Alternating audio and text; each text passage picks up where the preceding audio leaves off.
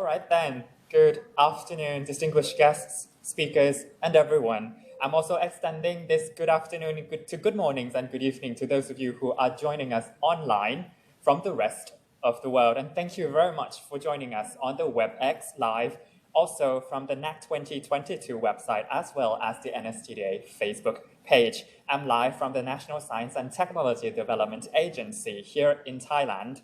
And this event is brought to you by the NSTDA Annual Conference 2022. Well, first of all, welcome to the session on the future of food from the lens of risk and resilience, lessons learned from Thailand and the UK collaborations, where we are sharing with you the different research projects funded from the Newton Fund and beyond, and that we are supporting this through essential fast-growing sector here in Thailand. This, of course, will be including touching on technological developments, managing waste, looking at resilience and safety against shock. And finally, we will be how we can be readily prepared for the uncertain future through the use of foresight. We'll, of course, be sharing with you on the further insights from the UK and what we, of course, will be having to offer you in the future. So make sure to stay until the end. Don't forget to share these events. If you are watching from Facebook Live, do share them with your friends and colleagues, and do give us some likes or emoji. We really much appreciate that.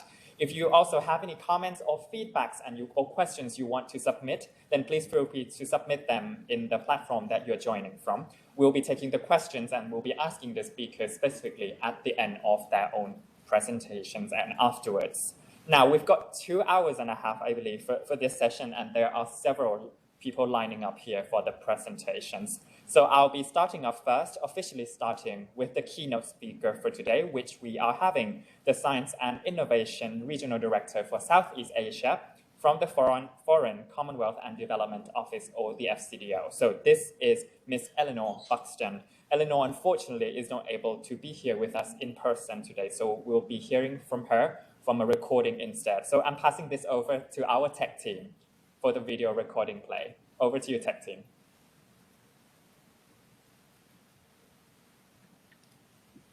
Sawadee ka. As introduced, my name is Eleanor Buxton. I'm the Regional Director for Southeast Asia Science and Innovation. So I oversee the Science and Innovation Network, including the Newton Fund in Southeast Asia, joining in from the British High Commission in Singapore. Many thanks to the National Science and Technology Development Agency for hosting this week's conference. The NSTDA is one of 3 key Thai research organisations who have worked together with the UK since the first year of the Newton Fund. On behalf of the Department for Business, Energy and Industrial Strategy and the Newton Fund, I would like to thank you for NSTDA's continued support for our strong Thailand-UK partnership on science, research and innovation. We want to capture the great success and the best of the existing partnerships that builds on our success under the Newton Fund and celebrates its achievements.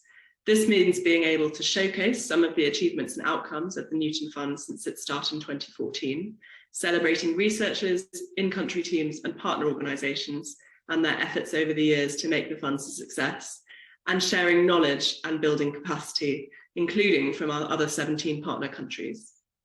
The campaign will run from next week until the end of September. As we look to the future, we will be focusing on a number of areas and strengthening our science and technology partnership with Thailand and Thai researchers. First, critical and emerging technologies, so building partnerships on key new technologies and supporting changes in Thai regulation in this area to reflect international best practice. Second, health, working across science, technology and innovation to improve health outcomes, including on genomic sequencing and pandemic preparedness. And third, climate, so tackling climate change and biodiversity loss and ensuring that those commitments during COP26 are delivered. In Southeast Asia, a major focus of our work on climate and the environment is agriculture and food security. The food sector plays a critical role in the growth of the Thai economy. To ensure it adapts to global changes, we have worked with key research and innovation organisations and universities in Thailand to support the sector's sustainability and resilience for the uncertain future. I look forward to hearing from some of our grant recipients today, including a recipient of one of the Leaders in Innovation Fellowships. I hope that the seminar today will add tremendous value to our common goals of technological and economic development and further bolster the strong relationship between the UK and Thailand. Finally, I'm very sorry that I can't join the event in person. I look forward to joining you next time and to meeting some of you in person on my next visit to Thailand. Thank you very much. Thank you very much, Eleanor, and that indeed has put us into a great context here where the UK, of course, is also emphasizing climate change, agriculture and food sector as one of the key developments that we need to look into the future, and that includes the Thailand priorities here as well, where it's a very big sector going forward. So thanks again, Eleanor. So up next, I'd like to go into our next session, and that we'll be hearing from 4 key Thai researchers who have received the support from the Newton Fund and the Thai government to pursue their bilateral projects with the UK partners. And for those of you who are not aware of what the Newton Fund is, so the Newton Fund is a 7-year long grant by the Department of Business, Energy and Industrial Strategy from the UK government, or BEIS for short, and the fund supports international partnerships between Thailand and the UK here to collaborate, share experience and knowledge through multiple platforms and schemes, all in the while making sure that the projects do align with the national priorities here in Thailand. And of course, food development and agri-tech are some of them that you'll be hearing today. So first up, I'd like to call upon our first grant recipient or the first speaker here. So this is Dr. Pongtip Thiengburanathum from Chiang Mai University, and she's one of the grant recipients from the Newton Fund Impact Scheme, which is a grant to support extending of the impacts from the previous projects. So this Impact Scheme project is supported by the National Research Council of Thailand, or FCDO, and is on the resilient food systems with uncertainty and shocks. All right then, Dr. Pongtip, over to you.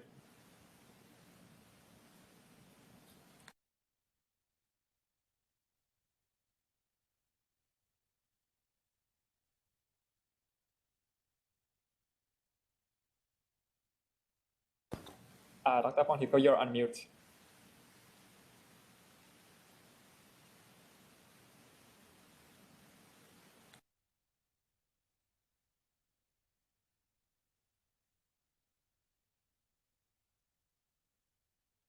You ask your on mute ครับ อาจารย์ Pongtip ครับ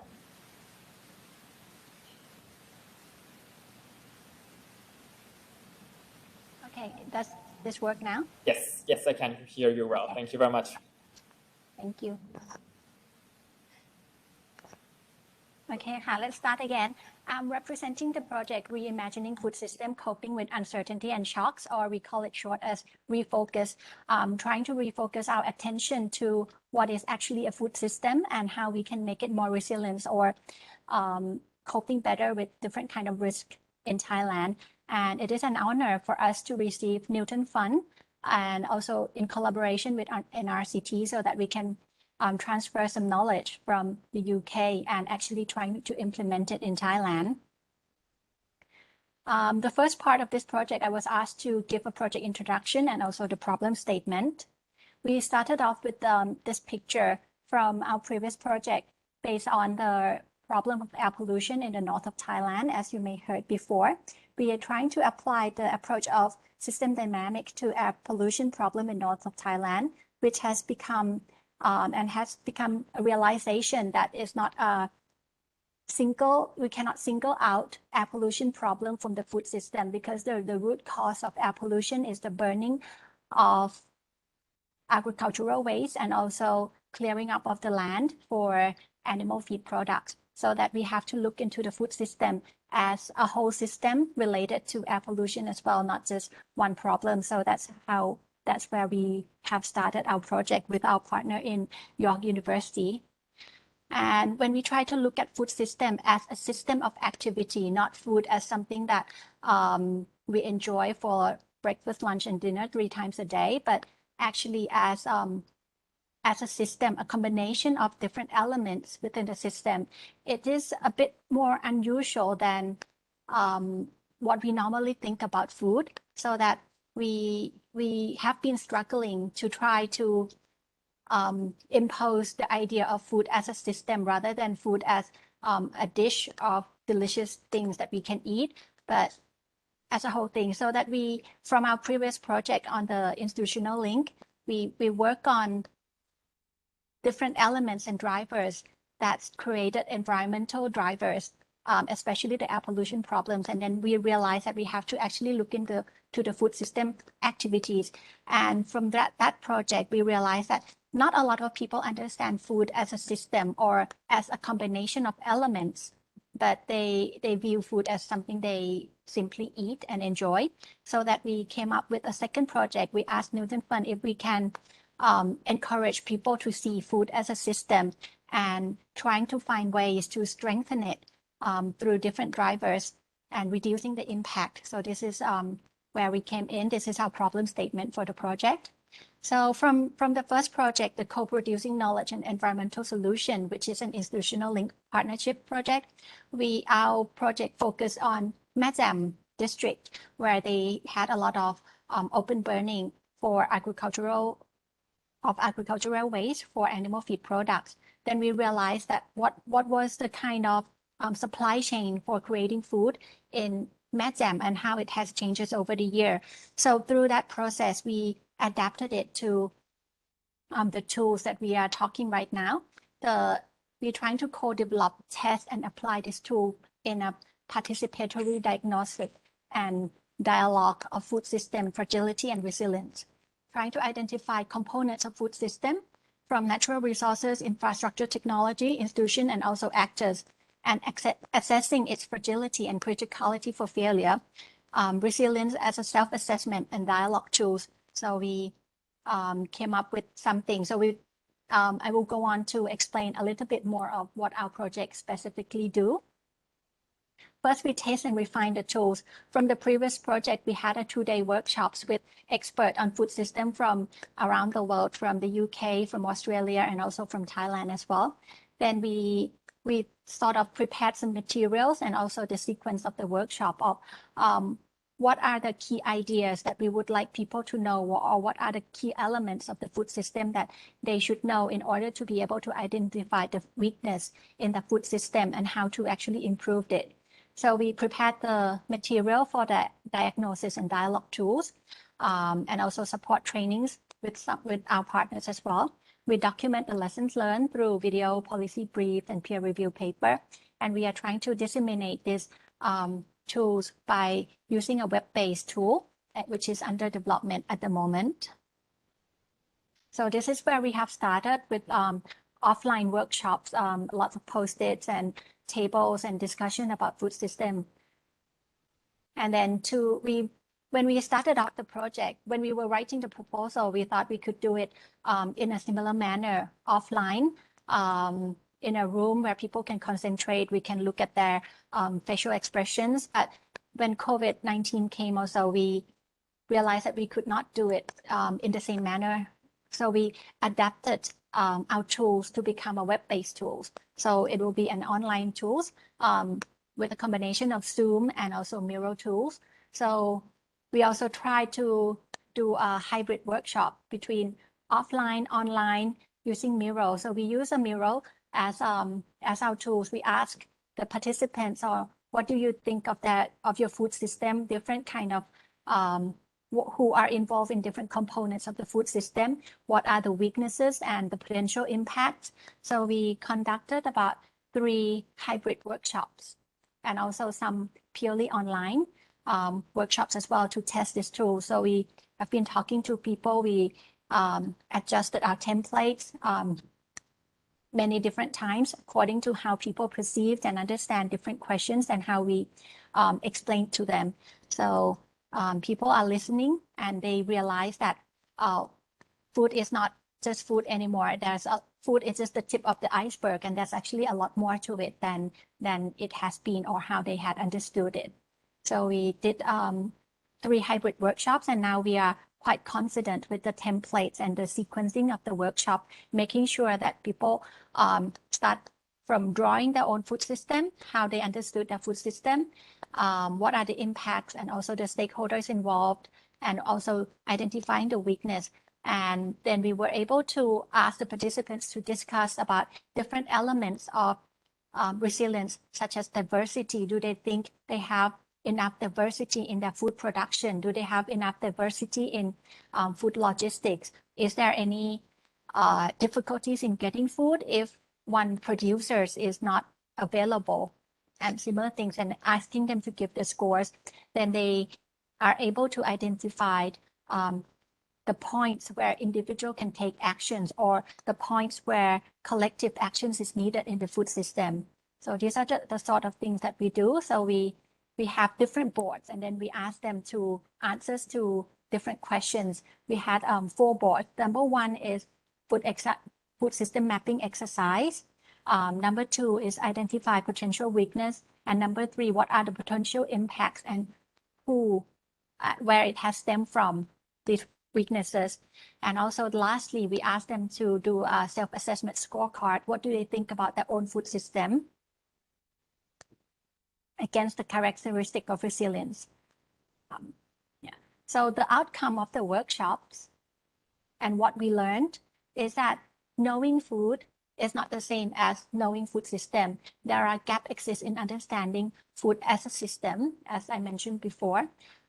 It is difficult to define a boundary of food system. So one of the lesson learned that we took from these exercises that we conducted the workshop is that when we talk about food,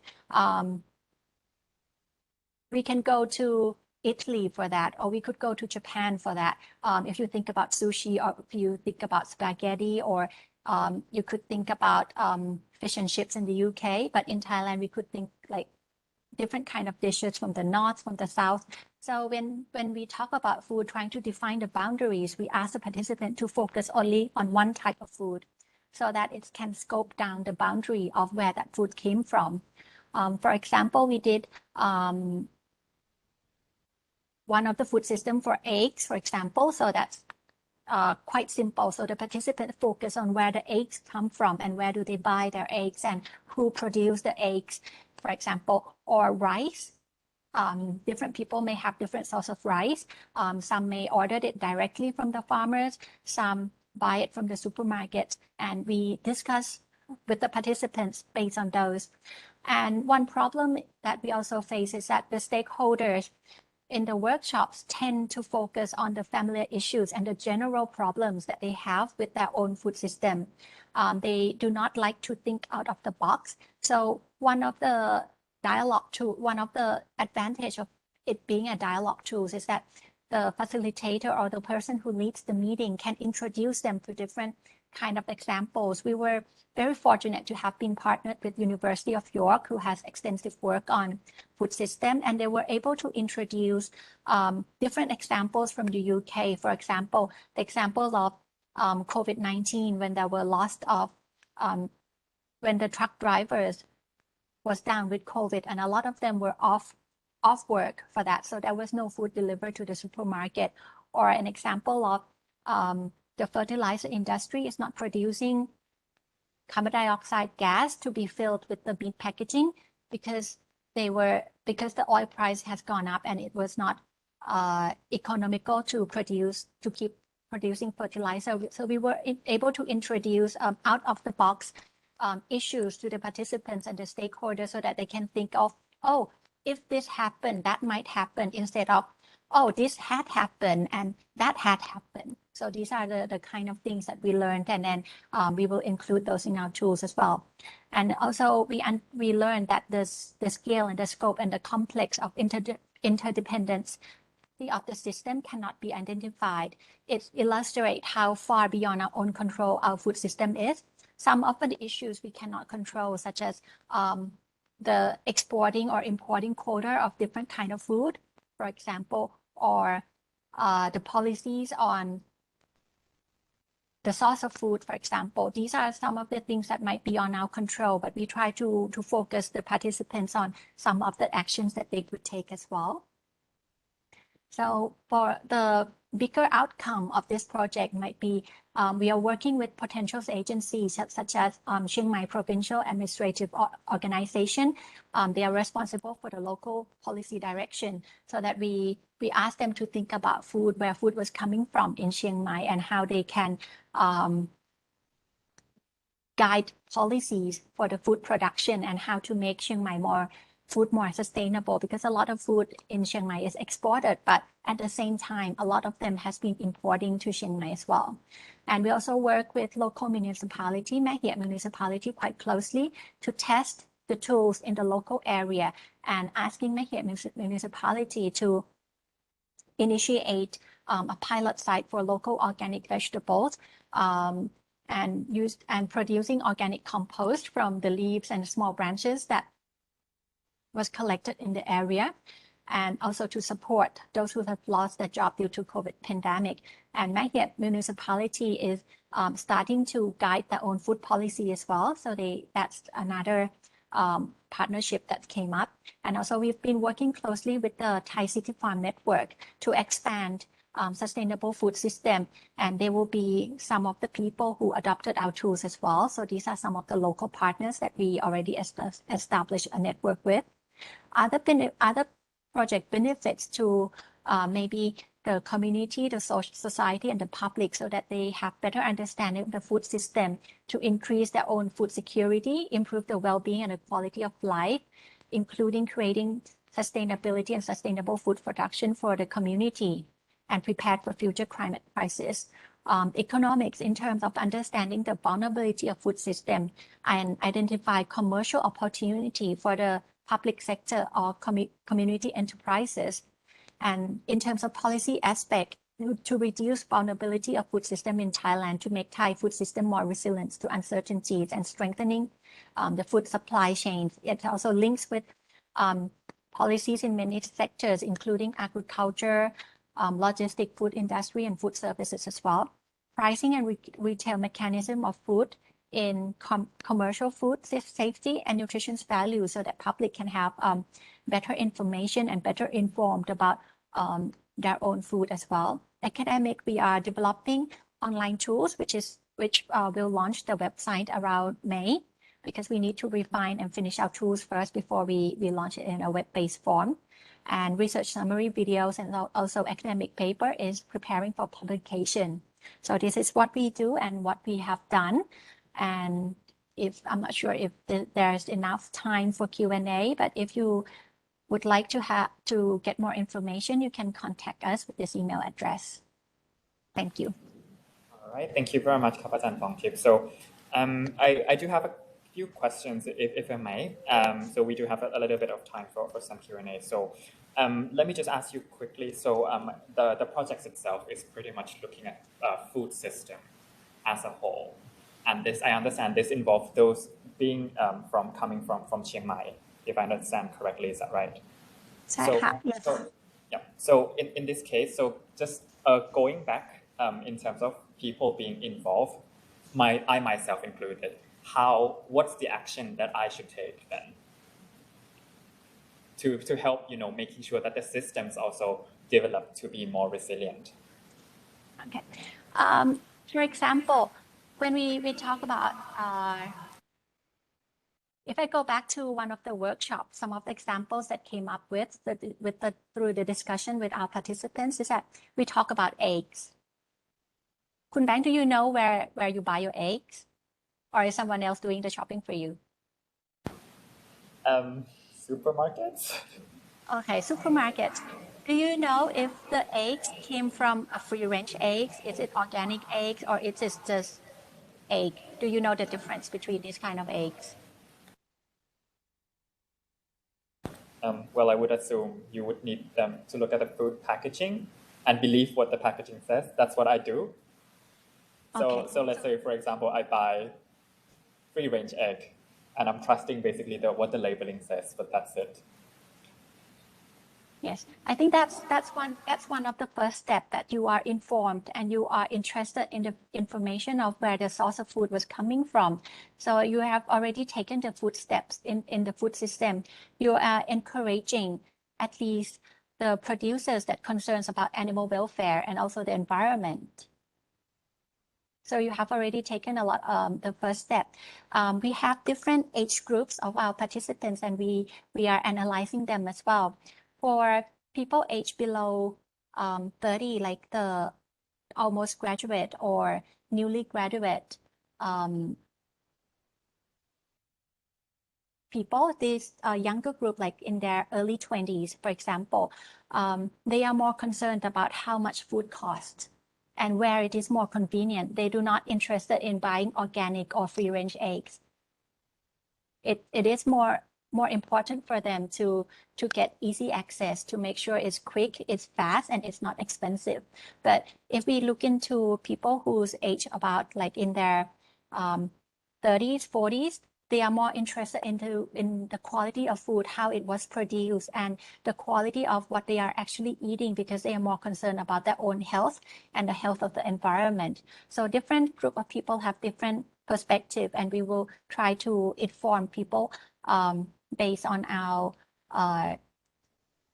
findings in the website as well. So it's not only the food that we want them to look at, like eggs as eggs, but eggs as something that can contribute to the environment, eggs or as something that contribute to better income of the local people, or eggs as an import. You could have eggs imported as well. So for these guys are the different kind of things. And Khun Bang, you have, congratulations, you have taken the first step into strengthening the food system, because you pick and choose what is better for the environment and also for your own health as well. So these are kind of things that we try to inform the participants and the reflections that we received. All right, thank you very much.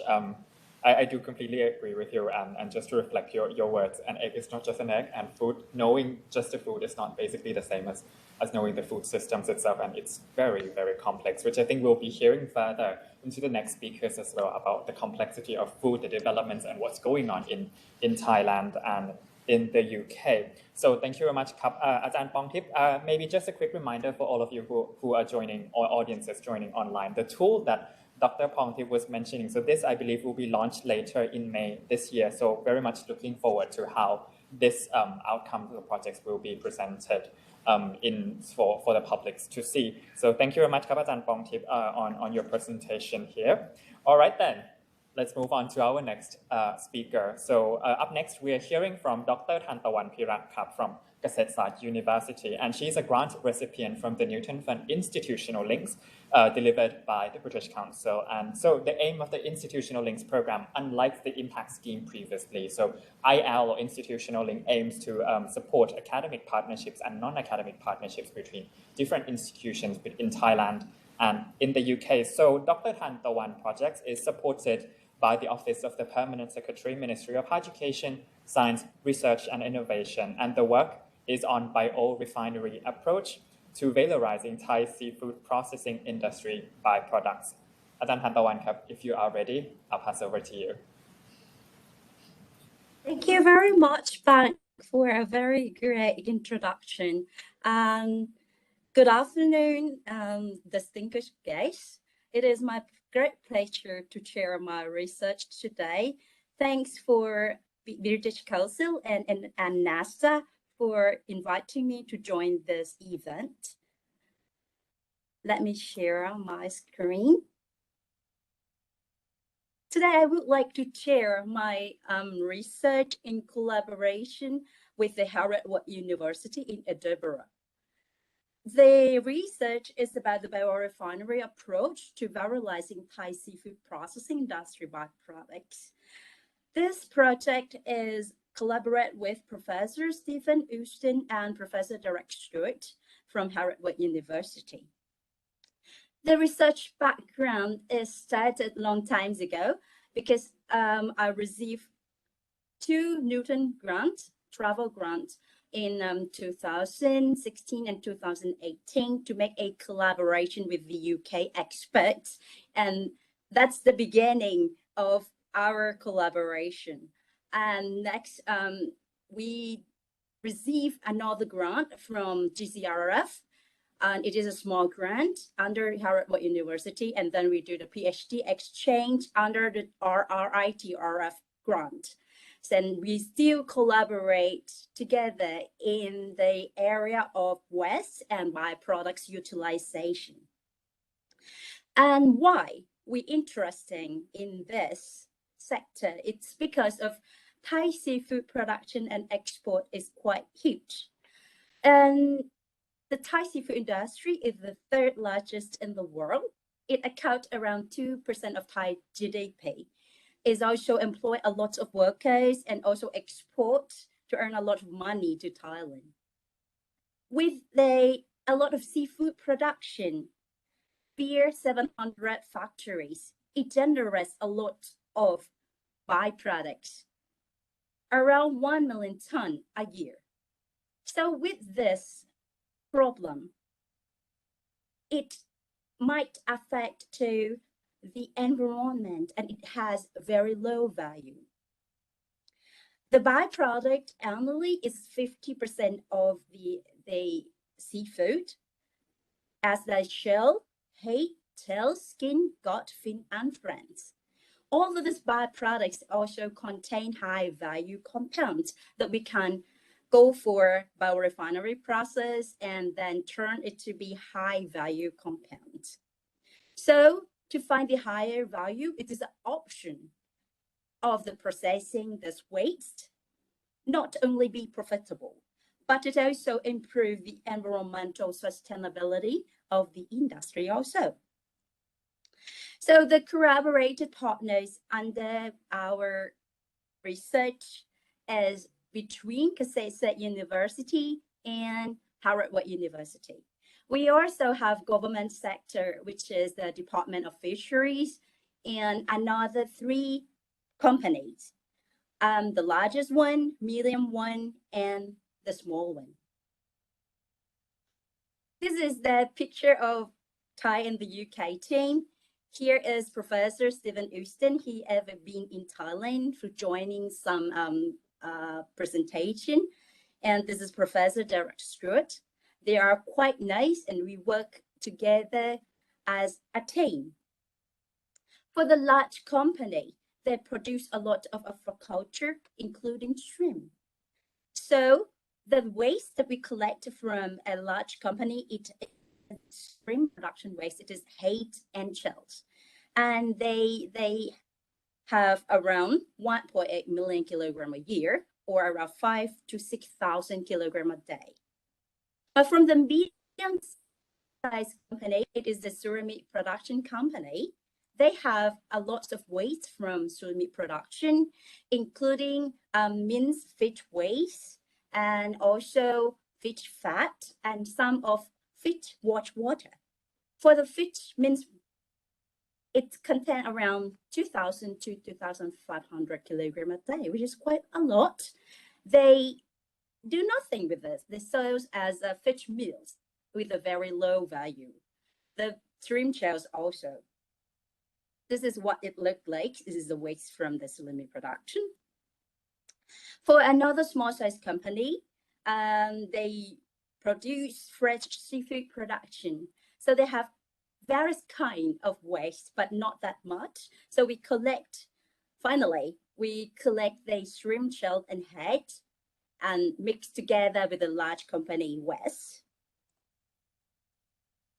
Apart from the waste that we collect, so we analyze for the properties, what's inside that, and then we decided that for the shrimp shells and head, it still contain very high protein and also ash content.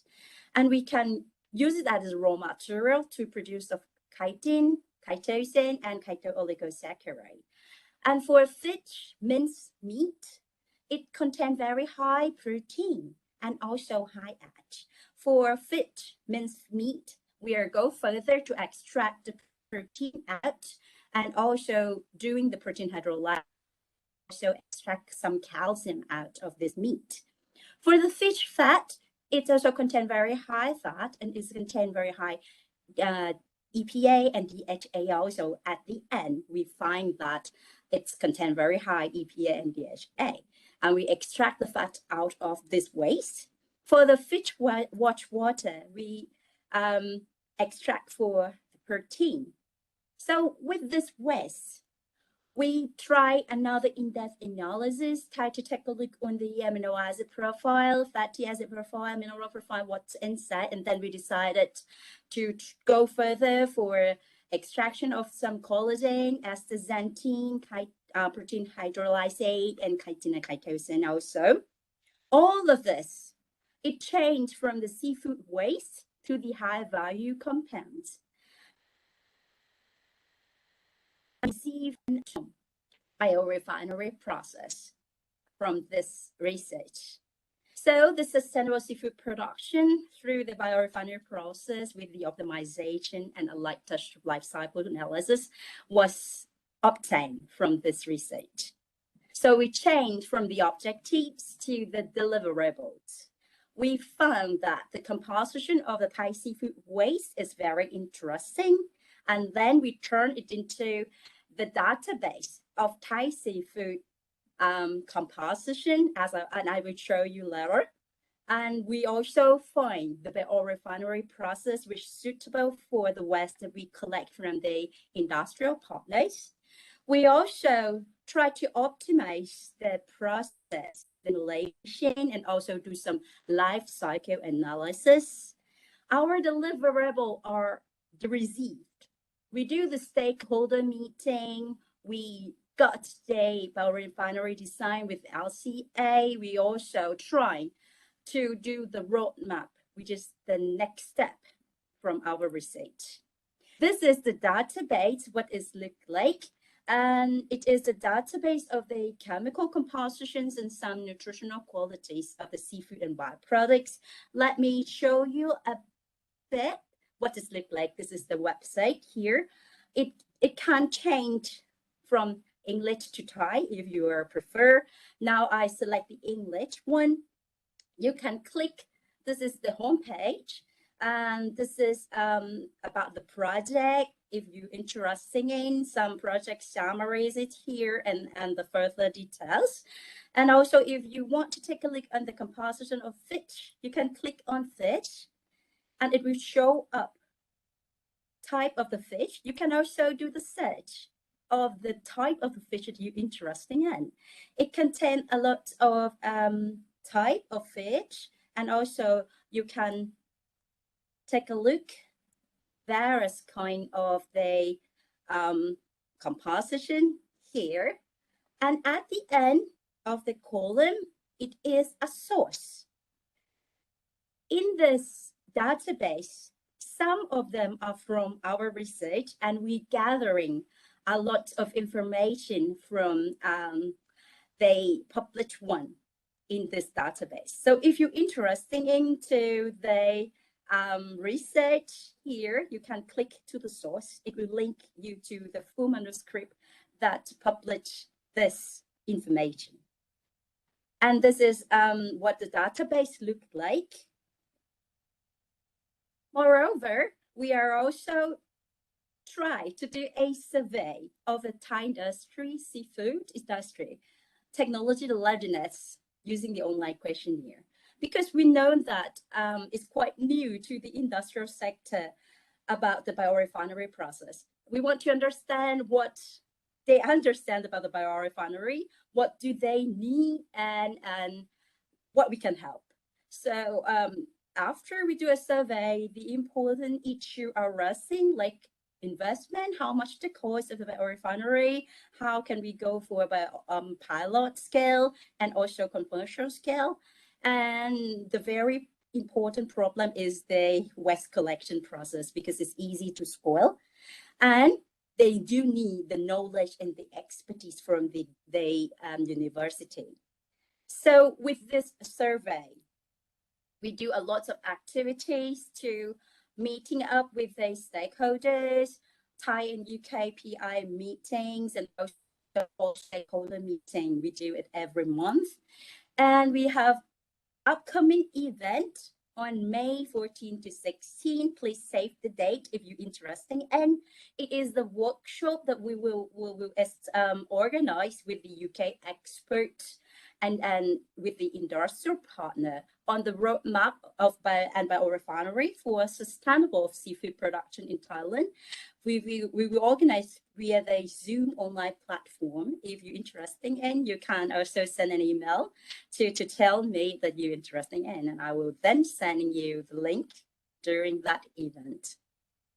And We also try to continue our collaboration until the biorefinery process can establish really in the industrial partner, to start with our partner first.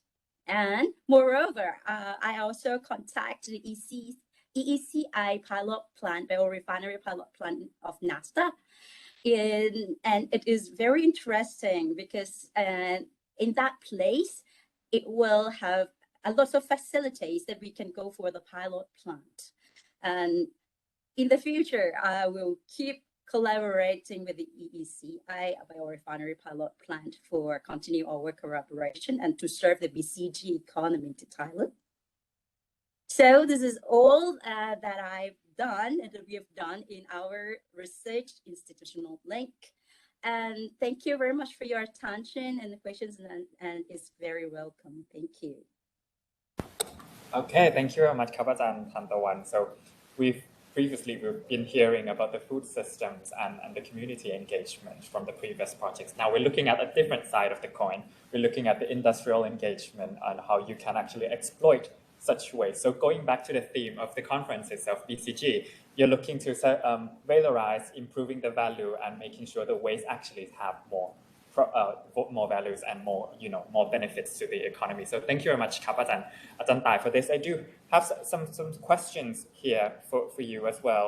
So I understand the project has been continuing since 2016. It's such a very long project. How do you envision this? What's kind of like your aim with the partnership with the Heraud University? It's because of, at the beginning, our research expertise is quite the same. We're interested in the same thing, and we are also expert in the protein science together, similar to the professor said. And at the beginning, we start with the protein, and we try to find the suitable raw material for the extract the protein. And then we discuss together and we start with why don't we use the byproduct that contain high protein to do the research and try to make it more value. And that is the beginning of our research. And it because of, at the starting point, I am also received the industrial collaborated project from the Thai Research Fund. It's also seafood waste production. So that's why I keep studying this area since 2016. And then we keep exchange student and also trying to seek for another grant to work together. So our collaboration is still until now. That's very great to hear that. Your partnerships with the UK has been going strong.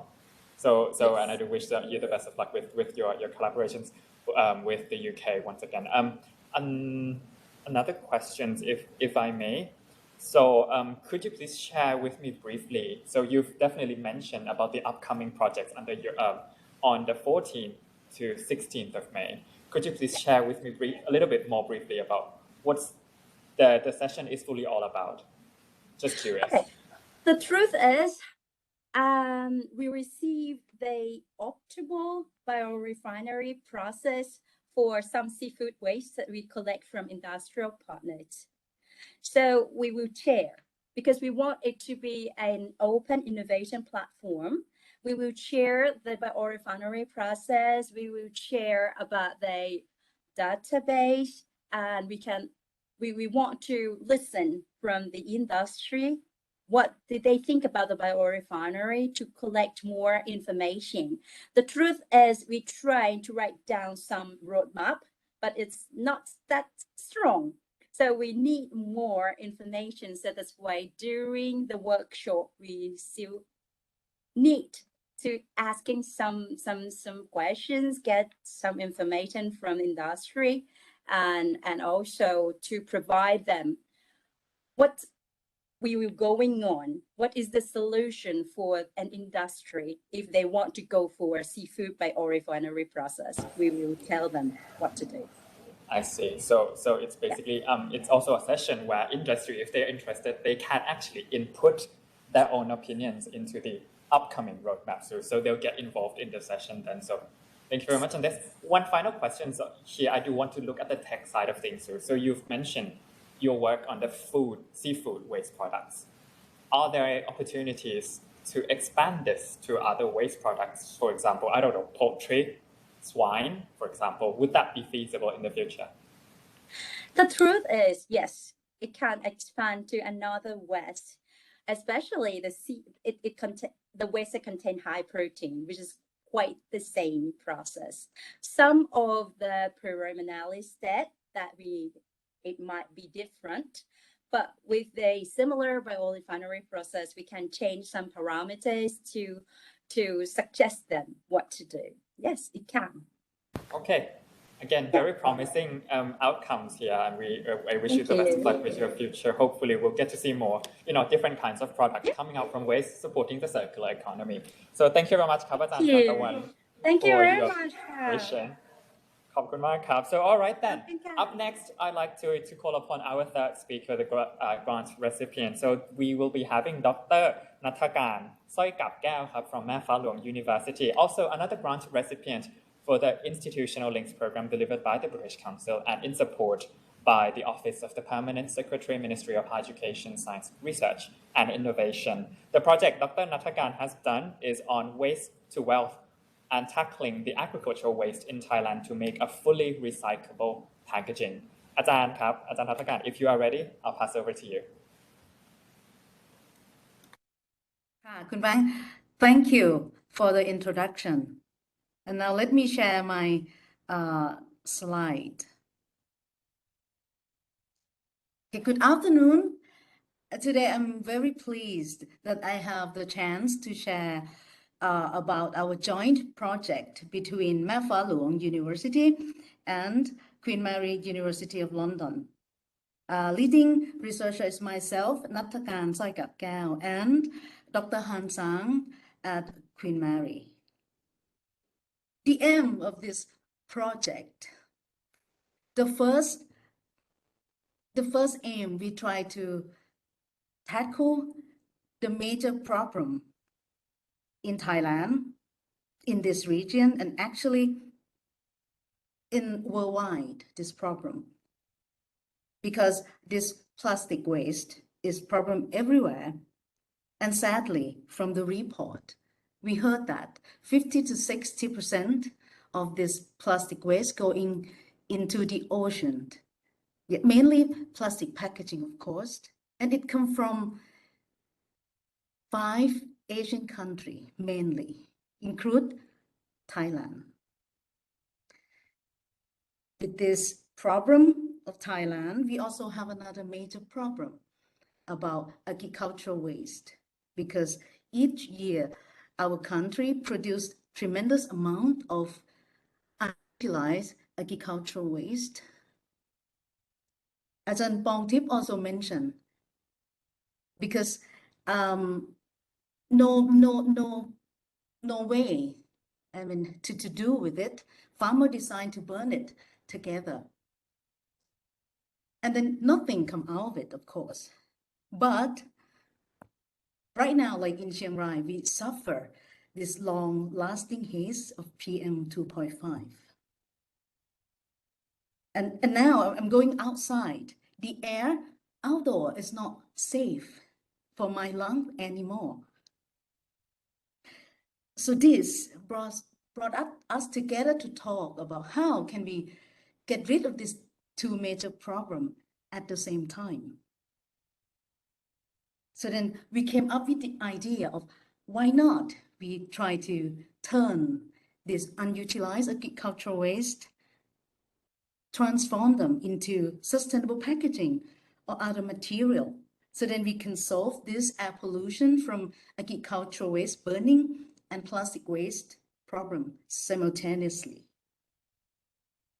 So the first part of this joint project, we try to transform agricultural waste into pulp and then paper packaging. So we start with many source of agricultural waste. We chose rice straw, pineapple leaf, that we have a lot around Chiang Rai, and then banana stem. That's plenty worldwide for this. We used soda pulping process to make them into pulp. And after we got the pulp, we do some characterization. And we found that pulp fiber from different agricultural waste, they have different characteristics. Like from this rice straw pulp fiber, it's the finest. This pineapple leaf fiber, they are the longest fiber. But banana stem fiber pulp, this fiber is the biggest with the lowest slenderness ratio. And then we try to check how strong they are. So we make them into pulp sheet. And this one is sheet from banana, and this is from rice straw, and this one from pineapple leaf fiber. So we took them to do tensile test, and this is the properties, how strong they are. We can see this rice straw sheet, and this is pineapple leaf fiber sheet. They are the strongest, but banana fiber, this is very weak. So we think further to help this banana pulp fiber. How can we make use of this weak fiber? Why not blend them together? With the blending idea of using superior pulp to help inferior pulp. Mix them together and then preforming, dewater, hot pressing into again mold sheet. And then check again if this can really help banana paper. And look, this is 100% banana paper. This stress strain curve showing us 30% of rice straw pulp blending in, or 30% of pineapple leaf fiber blend in, can significantly increase the strength of this pulp product, more than 150%. So blending concept of different pulp together, it's really helping efficient to enhance quality of this weaker or inferior pulps. And we can conclude now that this agricultural waste pulp, they have great potential in packaging use. And then how can we tell this story to other people? Or how can we make other people can do what we can do? So in part 2, we discussed about, okay, if we want the farmer to know this, let's develop the easy and low cost process to make pulp. And then we chose our rice straw to start. So with this, we took 10 kilograms of rice straw and then soaked in water overnight. After that, we put them into this 200-liter barrel to cook it. And this for pulping condition, we aim to use the lowest chemical possible. And then we found that, okay, we can minimize it to only 1% sodium hydroxide with the ratio of liquid to solid 8:1, and cooking time of at least 7 hours. And then after heating, we can leave it overnight for cooling down. And then the next morning, this pulp can be washed, and this is the rice straw pulp we got. We can also make them into sheet foam and keep it like this. So from this process, the pulp yield is around 40% with acceptable lignin content to use with acceptable tensile properties or strong enough. with material cost only 9.5 baht per kilogram of this pulp sheet. So we were happy with the number, the cost and the process. Easy enough, low cost enough. Then we decide that we're ready to share the story, and then we organize workshop for local people, for farmer, with this know how to easily produce pulp from rice straw in several local area, in several districts in Chiang Rai province in last October. This is the picture from the event. This is when we do the pulping process. This is when we washed pulp together. This is when we try to preform and make this pulp into sheet, or to make them into like plant pots, also possible. We organize one workshop also in-house at Maphalung University. And this, we can deliver one key message that we concern about this. It is about how to treat wastewater from this pulping process. And using this cement block model that we set up. Now, let me show you the feedback, some feedback for the participant of the workshop. Sorry, now I'm going to share you this video clip.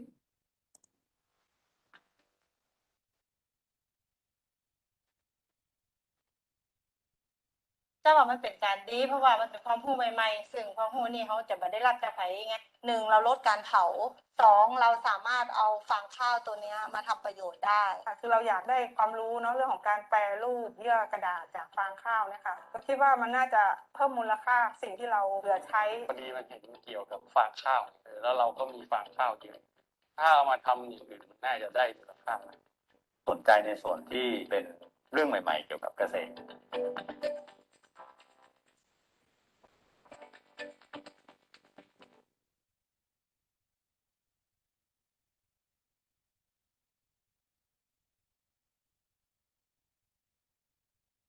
Okay, that's all. Let's me get back to the presentation. If not now, I think we'll be running out of time.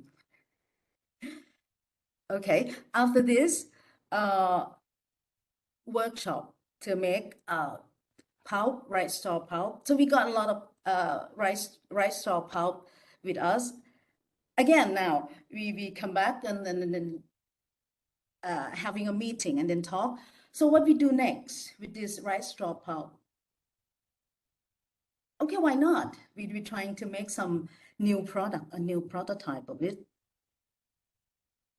Then this comes to part 3, by thinking of new product.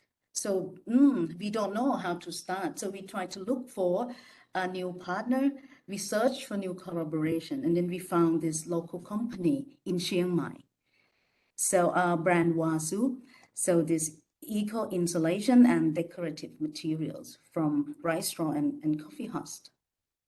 We discussed with the company, and then we came up with the idea of the new prototype from rice straw pulp to make fully bio-based and recyclable acoustic panel. After this conclusion, so then we packed our thing. Also, we packed rice straw pulp with us, and then took it with us to Queen Mary, to UK. And then we went there last November. We stayed there 3 months, and then we're working together to develop this new prototype. So we try to find a optimized formula, optimized processing condition, and then to make this new prototype happen. And this is actually what we did in the lab until we repeat and repeat, try on error until we get the right sample. And this is the optimized prototype how it looked like this, with the thickness around 9 to 15 millimeter, with the density 170 to 340 kilogram per cubic meter. And with sound absorption performance, it can be high up to NRC around 0.84, and it can be classed to class A, meaning extremely sound absorbing material. With this, for us, impressive new prototype, then we happily came back from UK last month, and then we already shared this new know-how or technology to the Wasu company. Next, not only this high value added product can be made out of agricultural waste. Part 4, agricultural waste can also use to make high price material like nanomaterial. For example, nanocellulose. We also interested in nanotechnology to turn agricultural waste into this nanofibrillated cellulose using high pressure homogenizer, for example. This nanocellulose is not only high price, but it also has high performance. That's why, okay, we think, why not? We're using this nanocellulose to help mobile packaging. Because when we compare mobile packaging, paper packaging, to common plastic packaging, always this paper packaging, they're not resistant to water enough. It cannot block the air to transport in and out. Not enough gas barrier. So, okay, we got the idea to use this nanocellulose, put in the coating layer and use it as barrier parts for these gas molecules. And then after the experiment, we got very good results, I think, because with increasing nanocellulose content, we can see that the barrier properties for oxygen and water vapor, okay, it got decreased in the same level or comparable to conventional packaging material like PET or OPP with high barrier. And also the surface properties. It can resistant to water and also oil absorption. With this interesting results, we also shared about this nano composite coating, sustainable coating, to another company, SCG Packaging, and they seem to happily listen to it. So this is the conclusion slide of our joint project. I would say it's not that we just did many experiments to get many results. It's not. We also show a new route of how to use this agricultural waste, turn them into semi-product or pulp. So no need to burn them, reduce carbon dioxide emission, PM 2.5, extra money for this Thai farmer. Okay, and the pulp here can fabricate them into new fully recyclable product, any green product. And then with this product distribute into our society, so it will help to reduce plastic waste and raise awareness in Thai society, in our community. And after this product is used, it can be thrown away with discard, but nothing will happen because it will decompose and then go back to nature. So this new route of circular economy, myself, I believe it can make reality in 3 to 5 years with the long-term impact of good health and well-being of Thai people, with new innovation industry in our home and sustainable community. to drive a new valuable supply chain and drive BCG Thailand forward. And all of this will not be happening without the funding and the support.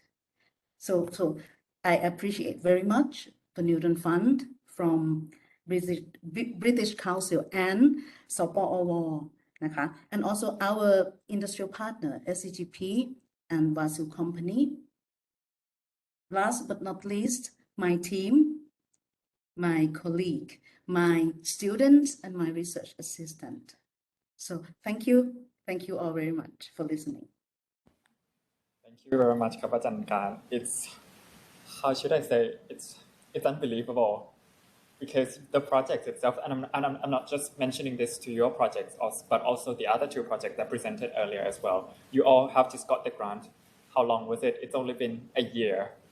And I think the outputs, the outcomes that you've managed to produce within this short amount of time, especially during the COVID lockdown, it's very unbelievable how much you have managed to achieve. So props to you on that, Kapajankan, and also to Ajahn Pongtip and Ajahn Tantawan as well. I really do appreciate how much you've been working so hard for this, and I'm very happy to see the progress has been been continuing, and you've been pushing this forward despite a lot of the difficulties. My question to you here, so you did mention that you are now reaching out to different companies, to SCG, packaging to different smaller companies in Chiang Mai as well, trying to essentially commercialize the projects. Do you think, are there any challenges that might hinder you from making this a reality? And if so, what's the likely timeline?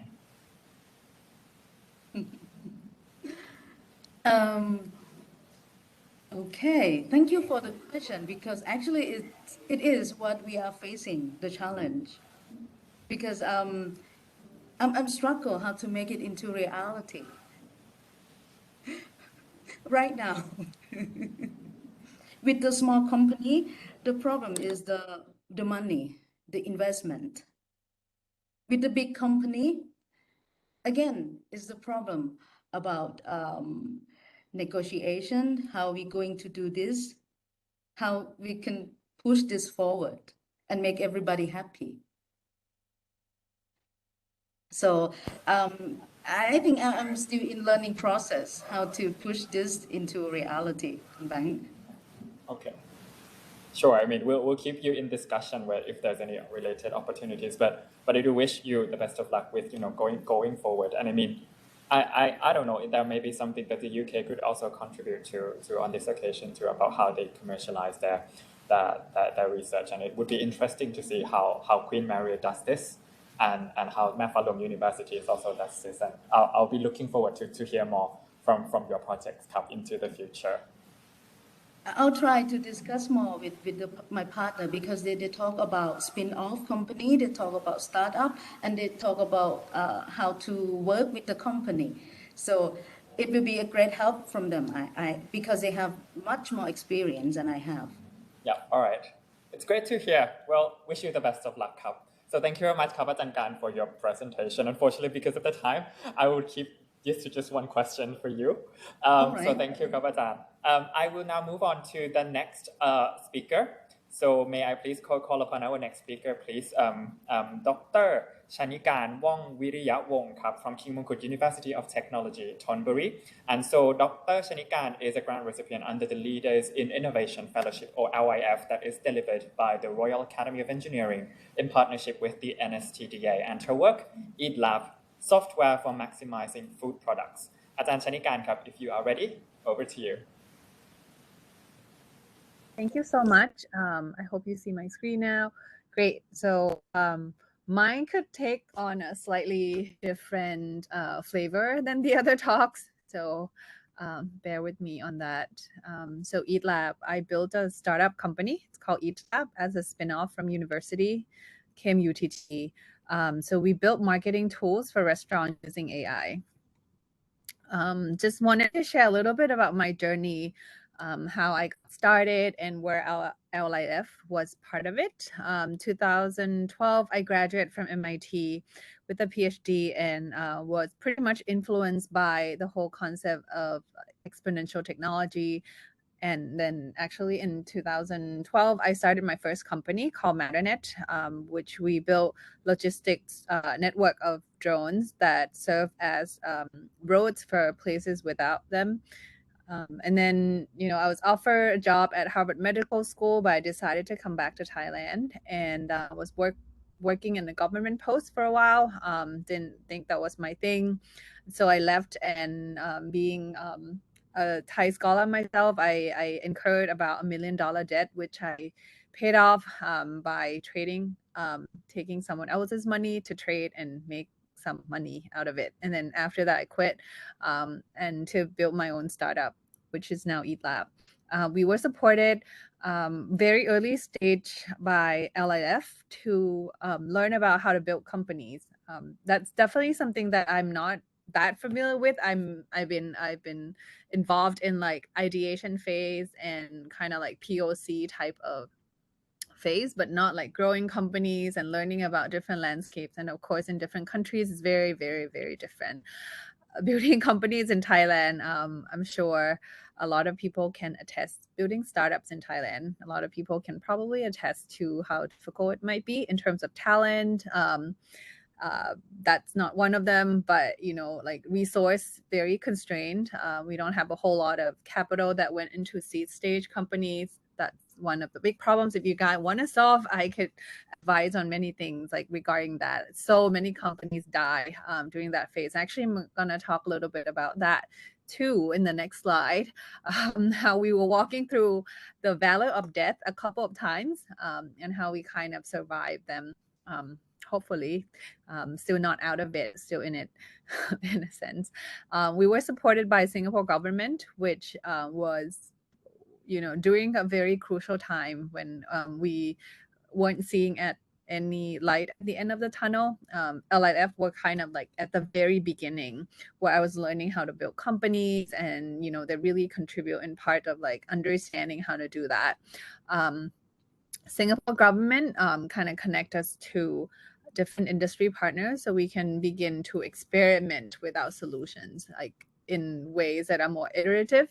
And then I applied to Y Combinator, which got accepted in the first round, and pivot my solution and became what's Eat Lab right now. So I had to educate my team about like startups because people who were in my company kind of joined, didn't know what startup was, and that we had to go through like periods of a lot of suffering and like these like walking down the valley of death. It gets deeper and deeper and deeper until a point when you actually rise above, and the process in which you go down this road is very important. So I took this from the, oh, how come it didn't show? Okay. Anyway, so hopefully we're actually on the tipping point, like kind of inflection point to go above, but we're not there yet.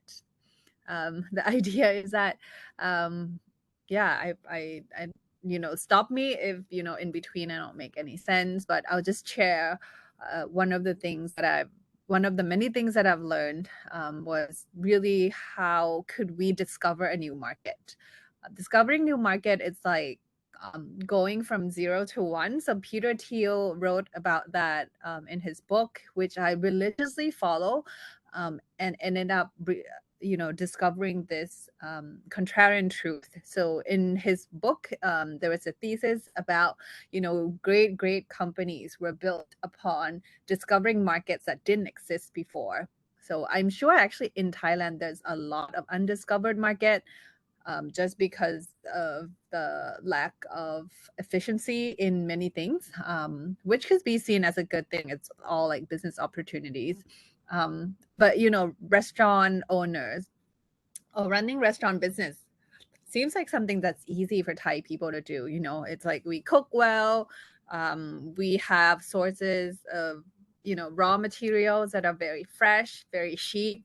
So opening restaurants should be something that's easy. That's what most people think. But in fact, it's very, very, very difficult. So that's a thesis in which I'm building my company upon, is that I believe something that's opposite from what normal people would believe. And that kind of level of difficulty has exacerbated over the past few years because of COVID. COVID didn't make like running restaurant business harder. It just makes people wanting to open more restaurant business. Like, if that makes sense. It actually does not, and it should not make sense. Like, the fact that it's very hard and that a lot of people are still jumping in, right? It should not be like that. But it is the status of the current landscape at the moment.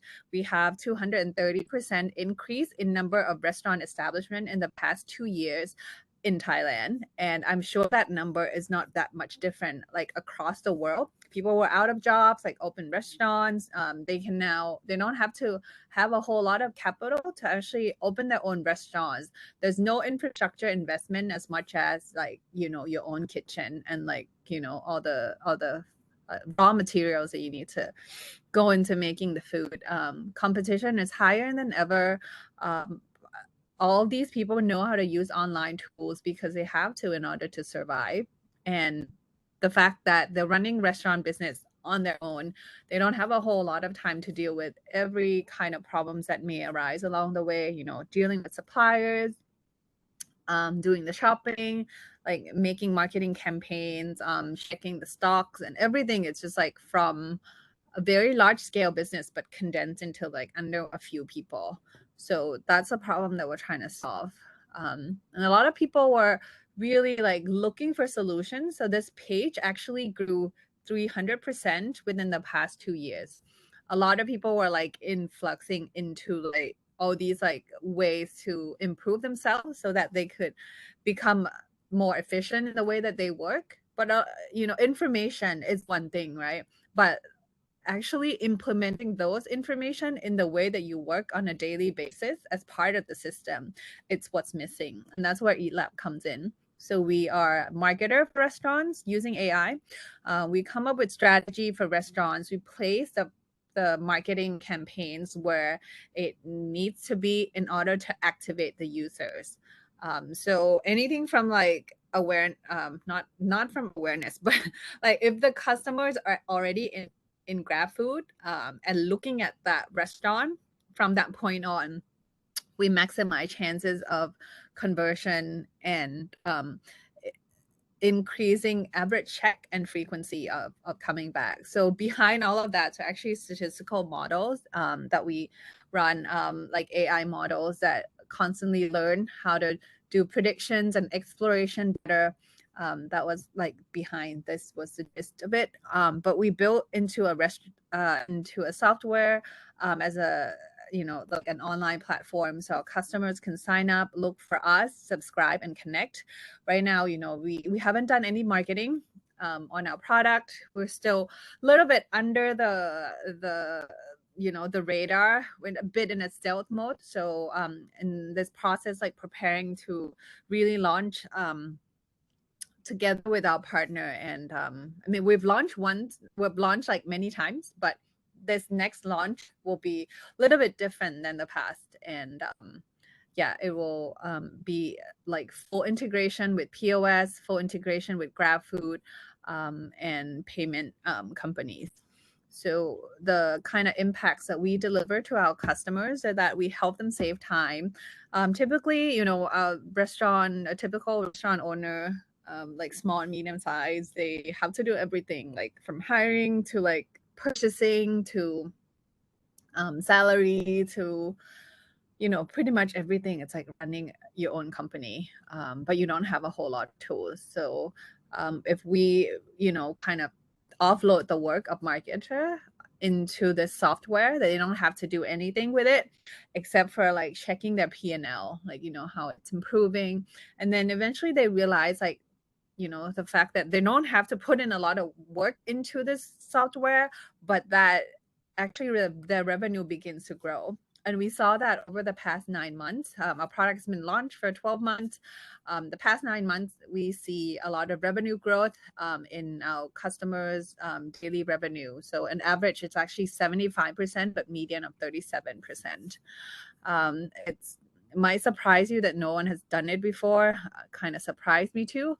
But it's one of that area. So you can listen to a case studies. I'll turn on a closed captioning so you can read in English. จริงๆการทำร้านอาหารตอนนี้ค่ะมันไม่ใช่แค่เราต้องมีเงินทุนเยอะตอนนี้มันคือปลาเร็วกินปลาช้าเพราะฉะนั้นเนี่ยทำยังไงก็ได้ให้ลีนที่สุดและเร็วที่สุด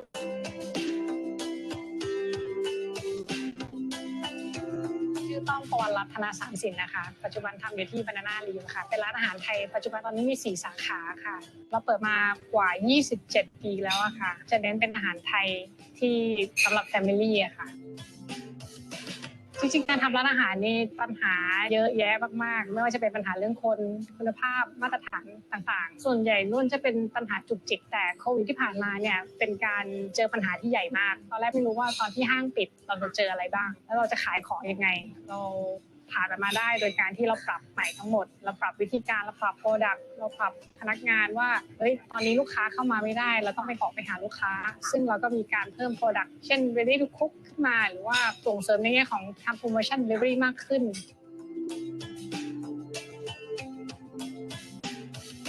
จริงๆdelivery เนี่ยเป็นสิ่งสำคัญที่ร้านอาหารทุกร้านจะต้องปรับตัวที่เราใช้มันแต่ยังไงก็ตามเนี่ยมีแค่เทคโนโลยี delivery ก็ไม่พอใช่ไหมคะต้องคิดโปรโมชั่นเพื่อให้ attract ลูกค้าด้วยทำให้ Eat Lab เนี่ยเข้ามาทำยังไงก็ตามให้ร้านอาหารสามารถอยู่รอดและทำให้ profit maximize ได้มากที่สุดตัวของ Eat Lab ก็มาแนะนำจับคู่ให้เพื่อให้เพิ่มยอดขายเพิ่มเมนูเพิ่มยอดต่อปีให้ได้ successfully ทำให้รู้สึกว่าพอลองใช้แล้วลองเปิดใจได้กับเทคโนโลยีจริงๆยิ่งเดี๋ยวนี้ถ้าใครมีข้อมูลเยอะๆยิ่งทำให้เขา success ได้เร็วขึ้นตอนนี้ Banana Leaf ก็ใช้ตัว profit maximizer ค่ะเป็นโปรแกรมที่ช่วยคิดคำนวณโปรโมชั่นคำนวณว่าเมนูไหนควรจะขายช่วงไหนและเมนูไหนที่จะได้ profit margin ได้มากที่สุดแม้กระทั่งการจับคู่เมนูต่างๆที่จะทำให้ขายดีขึ้นตรงกลุ่มขึ้นเพราะหลังใช้ค่ะเราก็จะเห็นว่าถ้าสมมติเราทำตามที่ระบบแนะนำเรามาเนี่ยตัว profit margin ในเฉพาะเมนูพวกนี้ขึ้นกี่เปอร์เซ็นต์ชัดเจนจริงๆจะบอกว่าโลกตอนนี้ค่ะมันไม่ใช่ปลาใหญ่กินปลาเล็กค่ะมันเป็นปลาเร็วกินปลาช้าเพราะฉะนั้นเนี่ยเวลามันสำคัญที่สุดไม่ว่าเราจะทำอะไรเนี่ยเราพยายามเซฟเวลาให้ได้มากที่สุดเพราะฉะนั้นการมี profit maximizer เมนูตัวเนี้ยมันทำให้เราเซฟเวลาได้มากขึ้นและทำให้เราทำงานได้เร็วขึ้น efficient ขึ้นไม่ต้องลองผิดลองถูกว่าเราจะทำยังไงให้ลูกค้าติดหรือว่าทำยังไงให้ margin มันสูงขึ้น Eat Lab ตอบโจทย์ในการทำ profit maximize จริงๆ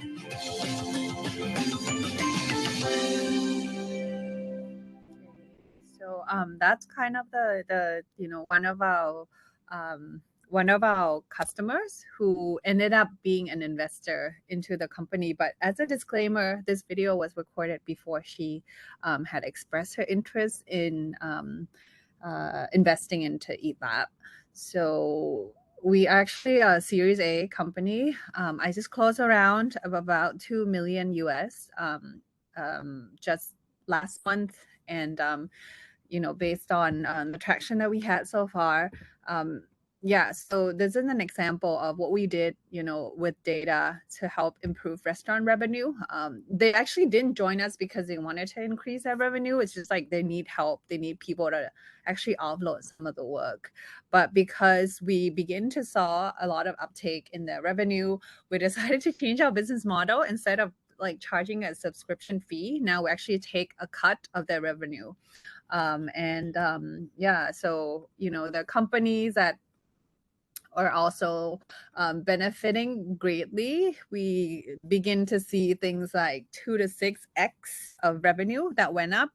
I'm not claiming that entirely it's because of us, but they also include the kind of like, the front part of the marketing funnel to drive more awareness into the restaurants. But once the customer gets into the restaurants, we help them maximize the revenue from there on and frequency of purchase. This is our team. I myself up here. We have a CTO who's an ex Silicon Valley. He was working as one of the leading team members in machine learning engineering at Apple. You know, we were colleagues in MIT, and he has a PhD in physics. And another guy who's joined us as a COO was also product manager at one of the banks in Thailand. Was ex Silicon Valley, and yeah, also very smart guy. This is our team of advisors. Professor Sherry Kimes, who sits on the board of many startups, including Olo, which not recently, but IPO like a couple of years ago. And she teaches revenue management, which is what we do, but in restaurant industry. So she connected me to these two, who are also amazing individuals and have greatly helped me along the way with their mentorship. I think that's about it about Eat Lab. I think I've been talking a lot. Would probably better to take questions, but this is our line ad. So if you know anyone who's running restaurants and need help, they can sign up. We have some software that actually they can use it for free forever with no strings attached. They can use that to like help them do marketing more effectively. And we have lists of partners who are cross from like POS, CRM, like marketing agencies, like, you know, product development, sales, and suppliers and banks. So currently we have about a team of including partners into the team, about 70 developers to build the product, and planning to go to market, you know, with this new launch in June. So thank you so much. Okay, thank you very much ครับอาจารย์ชนิการครับ Okay, so we do have a questions from the floor. So at first, so this is from someone on the floor. Amazing journey. So Eat Lab had ever collaborated with large private companies. What happened? What is the difference with applying Eat Lab with large food companies versus restaurants? What was that? Would you like to take these two questions first, and then I'll Yeah. So it's one of the two pivots that we did. In fact, the first pivot was we were working initially with food manufacturing companies, you know, like FMCGs. And what we found was that the cycle of iterations was very long. You know, they're not adjusting the product as fast as they could be.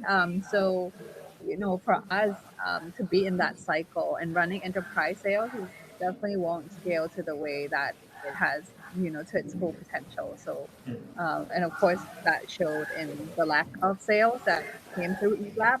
So then we decided to improve what we have, and we had a restaurant which we were running tests on, right, with all these different products. So after like opening that running restaurants, like we begin to realize there's a lot of problems that happen in the restaurant. So we begin to use our data, you know, to understand what consumer wants. We were running different like A/B testing on our consumers, and then we were able to improve our revenue by 3 times in 5 months. And that was like an eye-opening thing for us. And we just went out to talk to like restaurant owners, like a large corporate, but they didn't seem to actually have kind of tools that we do either. So then they wanted to use our tools. So we begin to sell to MK, S&P, and all those big brands like Minor, Central Restaurant Group, like Oishi Group, and then we became profitable. But after applying to Wacom, I actually switched gear again. So we drop all those enterprise account and focus on small and medium sized. So those are the two kind of pivots that happened in the company. I mean, there were difficult decisions. The second one, because of course you were sacrificing your profit for like, you know, I used to charge him like a contract was like in million baht, right? But now I'm charging SMEs for like hundreds, you know, and now it's like free. So it was a difficult decision to make, but the purpose of the company was really to help like small people anyway. So I just went with it, but it just turns out that there actually is a business opportunity within it that makes sense. Yeah. All right, thank you. I think also I would completely agree with the second question. So I think based on what you've been mentioning, data and big data is indeed a very big thing, and there's going to be lots of opportunities. So linking back to the questions that we have from the floor, what is your view on the future of AIs and startup, including competition, saturation, and opportunities? If you could comment on that. Yeah, I'll speak only from my experience. I'm no a futurist of any sort. I can't predict the future, but I know what's missing in the ecosystem in Thailand. Are we talking about Thailand or like just like in general? Should we like, because I could like rant for hours about Thailand? Yeah, it's Thailand. Thailand. Oh, okay. Don't worry about competition. 80% of the companies, even AI companies, that gets funding, struggle to launch the product to consumers. So it's not like AI is the answer to everything, because even if it is, like 80% of people still can't get the product to customers. I could probably share how we did that. And before that, 80% were like, I don't know, like maybe 1% or like 5% of companies that actually get substantive enough seed funding that makes them survive the valley of death. So you do the number, it's barely like existent. I think it's very hard in Thailand. But that opportunity will be changed drastically if we could pull a lot of like seed funding and inject into these like little companies that were raising like 300,000 1,000,000 baht, like $1 million baht of like seed capital. That's like not enough, you just burn it in like a couple of months. Even if you only live on ramen or something, that's still very difficult because you need to do a lot of experimentation. But there's opportunities in this country, and regarding food, we're talking about food and like circular economy, green economy, like Thailand is the hub. So if we were to do any invention, like to have any invention or innovation that comes out and become big worldwide, it has to be this sector, and there's not enough attention in it in terms of capital. Money solves a lot of problems, guys. Okay, I think so. We've been hearing quite a lot from the research side of things, but for your case, as Shanikan, yours was kind of like more at the end, downstream. I understand a lot of the audience here, majority of them would be researchers and academics. Could you please share possibly some tips, I guess, or like advice on how researchers could try and move towards that changing from research to actually commercializing research? What are your tips and your thoughts? Right. I think I could talk about them like in two separate tracks. There will be one track like biotech, for those, you really need to like make your technologies like super good, and then like, potentially collaborate with big corporations that will take it to market, or raise a whole lot of funding, which will not happen in Thailand. Like I emphasize, will not happen in Thailand in like probably within the next 10 years. Like they don't see that. So if anyone were to invest like 10 million US or like 50 million US into a seed company, it would not happen like from Thai capital to Thai company. That was not like something that, unless you're like, you win like a Nobel Prize something, and then like some companies in Thailand will pay attention.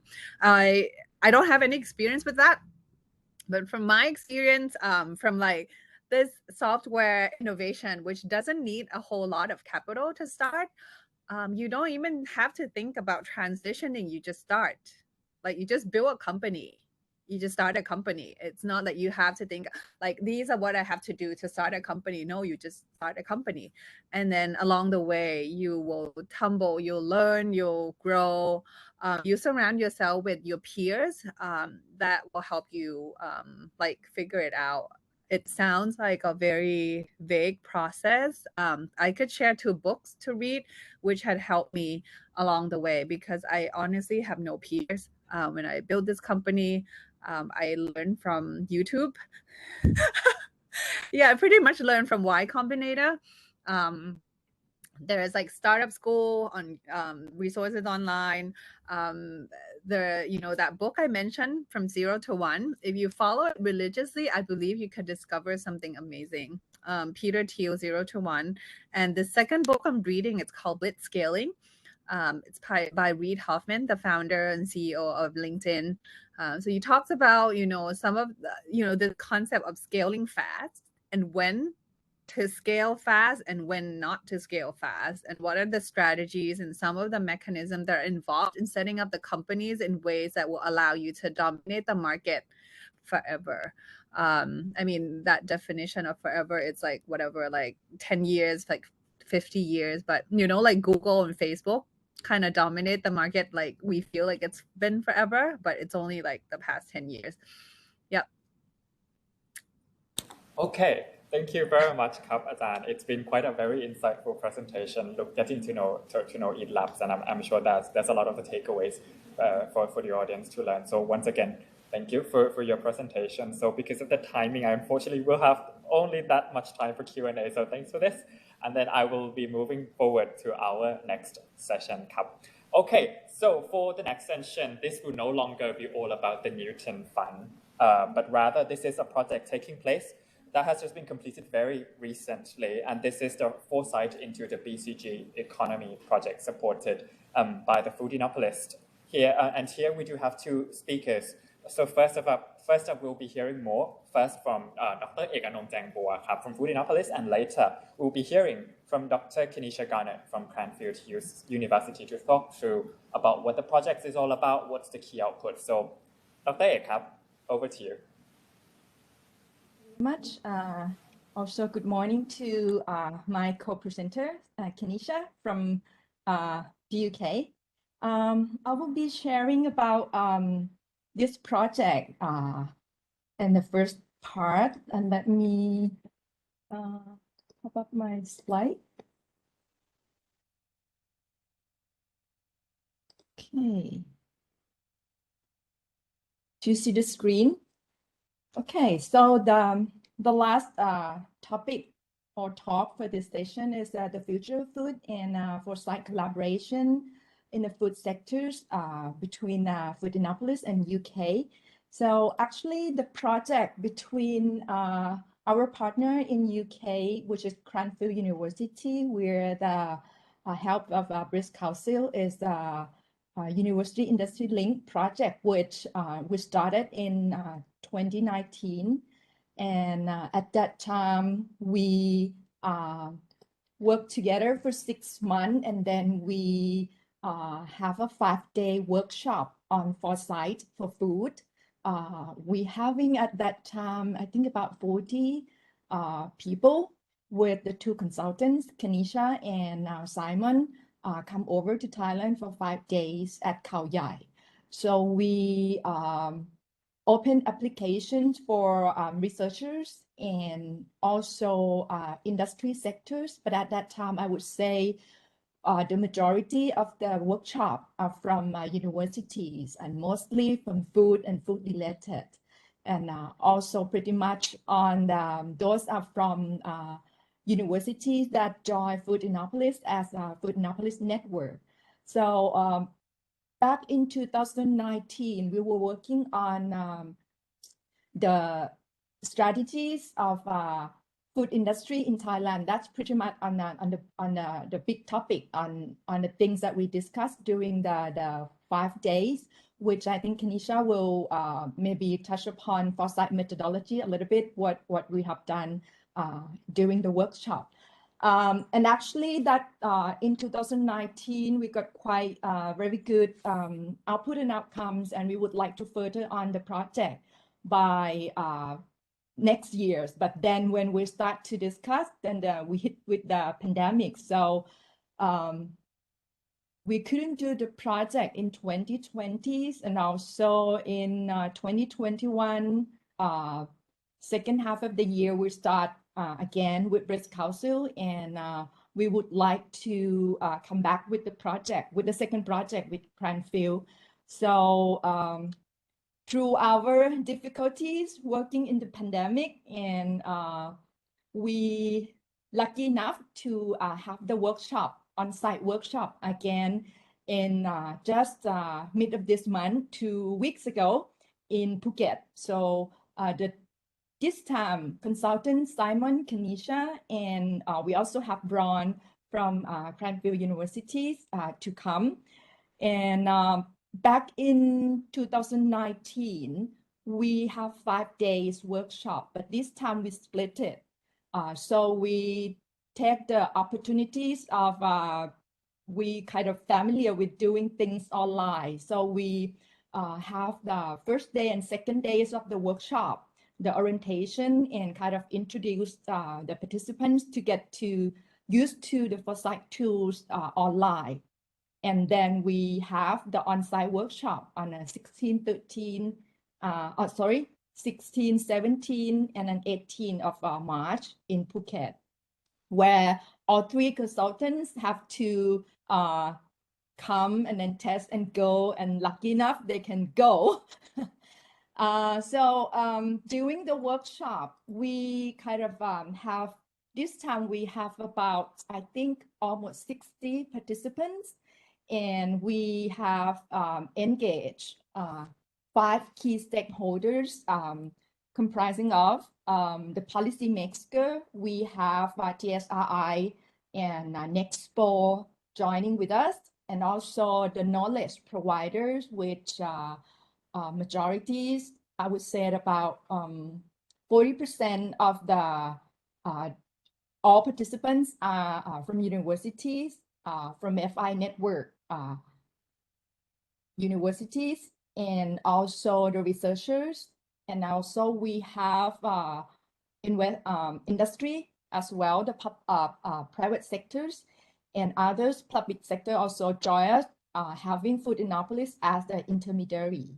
So at this time, the project is Foresight into the BCG economy and into the food and agriculture series. We call it series because we, when we start the project, and we learned it from the previous project in 2019, that we have to prepare the participants, because the participants, they're not quite familiar with the tools and methodology. So Food Innopolis have another workshop separately. Just before the workshop in March, we have the workshop on site together with the selected participant in Pattaya for 2 days. So get them ready, get them prepared, so that we can make use of the 3 days together with the consultants.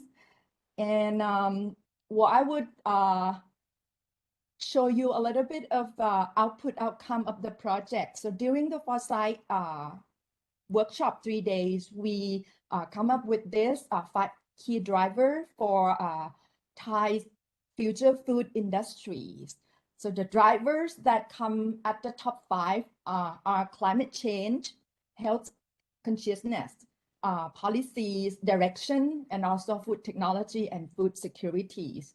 So we have a lot of data in our basket right now. So what next with us, with the team of Food Innopolis, and together with the help of the consultant, we have to refine all those data and come up with vision and strategies for Thai food industry. And I would say that the outcome of this project, that what we have achieved is improve the foresight skill of the participants, and also from intermediary like Food Innopolis as well. And we see the progress in learning, both in individuals and also in team, in peer learning. And what is benefit the most is the feedback from the consultant. So the consultant help us to see the future of food industry in Thailand, both in terms of strategic issues for research and innovation, and also the challenge for the food industry, and they help us to see the futures and kind of guide us how to make that future happen. And also we will have to develop the roadmap, as I mentioned, because Food Innopolis is the strategic agenda team for TSRI in food and future food industry. So we will use data, information from this workshop to work further as the strategic agenda team for TSRI. And right after the workshop, we had the workshop on a 3 days workshop, and we have a break in between weekend, Saturday, Sunday, where our consultant can rest a little bit while they also have to summarize and prepare for the dissemination of the project results. So on Monday, we have this event, which is actually, if any of you interested to watch the event, it's still on Facebook of TSRI. So during the session, we have Ron talk about the future scenario of food and agriculture system, which is very much interesting. And also, we also have TSRI discuss about STI policy and strategies for Thailand food research and innovation. Food Innopolis, Dr. Akravit also discussed about the project, and also Kenisha and Simon also share their thoughts on working with us and during the whole project, and also in particular the 3-day workshop and what next. And also at the end of the this event, this dissemination event, we also have the roundtable discussion about from policy to implementation and the way forward. So I think it would be very much interest to just go back and visit the website of TSRI and see the record of the event. So I think I will hand over to Kenisha to tell you more about this collaboration, and then maybe we'll be back at the end to answer your question. Thank you very much. Thank you very much, Dr. Ek. Okay, so just to moving quickly on, so maybe I'd like to call over Kenisha, if you'd like to take over on talking about the project results. Hey, good morning. Very good morning to you, Dr. Akianong. Lovely to see you. Bank at the British Council. Very, very nice to see you, and to participants as well. A warm good afternoon. I think it's afternoon. It's morning for us, but afternoon for you. It's really a pleasure to be here, and thanks very much for the invitation. Dr. Akianong has done a fantastic job in summarizing the project, and it's taken away the need for me to kind of reinforce the objectives, etc. So I'll spend a lot more time talking you through the kind of methods that we introduce participants to at the workshop. Before I do that, maybe I should introduce myself and Cranfield as an institution. So my name is Kenisha Garnett. I'm a Foresight expert, an academic based at Cranfield University. We have a very long kind of history in building Foresight tools, implementing them, working with organizations. A lot of those organizations are government organizations, such as the European Commission, UK government agencies as well, Food Standards Agency in the UK, the Department of Environment, Food and Rural Affairs, the Environment Agency, to name a few. And we've worked actively with these organizations in embedding Foresight as part of their policy process. We haven't quite managed to deliver a seamless process for embedding Foresight tools, but it is a work in progress. And it was really a pleasure to continue a very long history of work with the British Council, Food Innopolis, in terms of introducing Foresight tools to the Thai policy context, as well as so Thai policy organizations, but also Thai academics and broader industry collaborators as well. So myself, Dr. Simon Jude, and Professor Ron Kristanji at Cranfield University spent a few days, roughly 5 days, some of that time online, and some of that time in residence in Phuket, working with a very wide range of stakeholders or participants, so policymakers, funding organizations, so TSRI, working with academics, also participants from the food industry. And the main aim really was to increase the kind of knowledge and skills in using Foresight. Foresight, for the participants here today who are a little bit possibly unfamiliar with Foresight, Foresight essentially is a suite of tools, and I'll introduce you to some of those tools shortly, but a suite of tools that just enables organization to be a little bit mindful about the operational environment in which they exist, and be aware, become a lot more aware of how that environment is changing, what change is presented as a threat to the organization or a challenge, or whether that change presents an opportunity. So it's really about being mindful about how the environment, external environment to the organization is changing, and how that change can present either opportunities or challenges for the organization in terms of how it develops.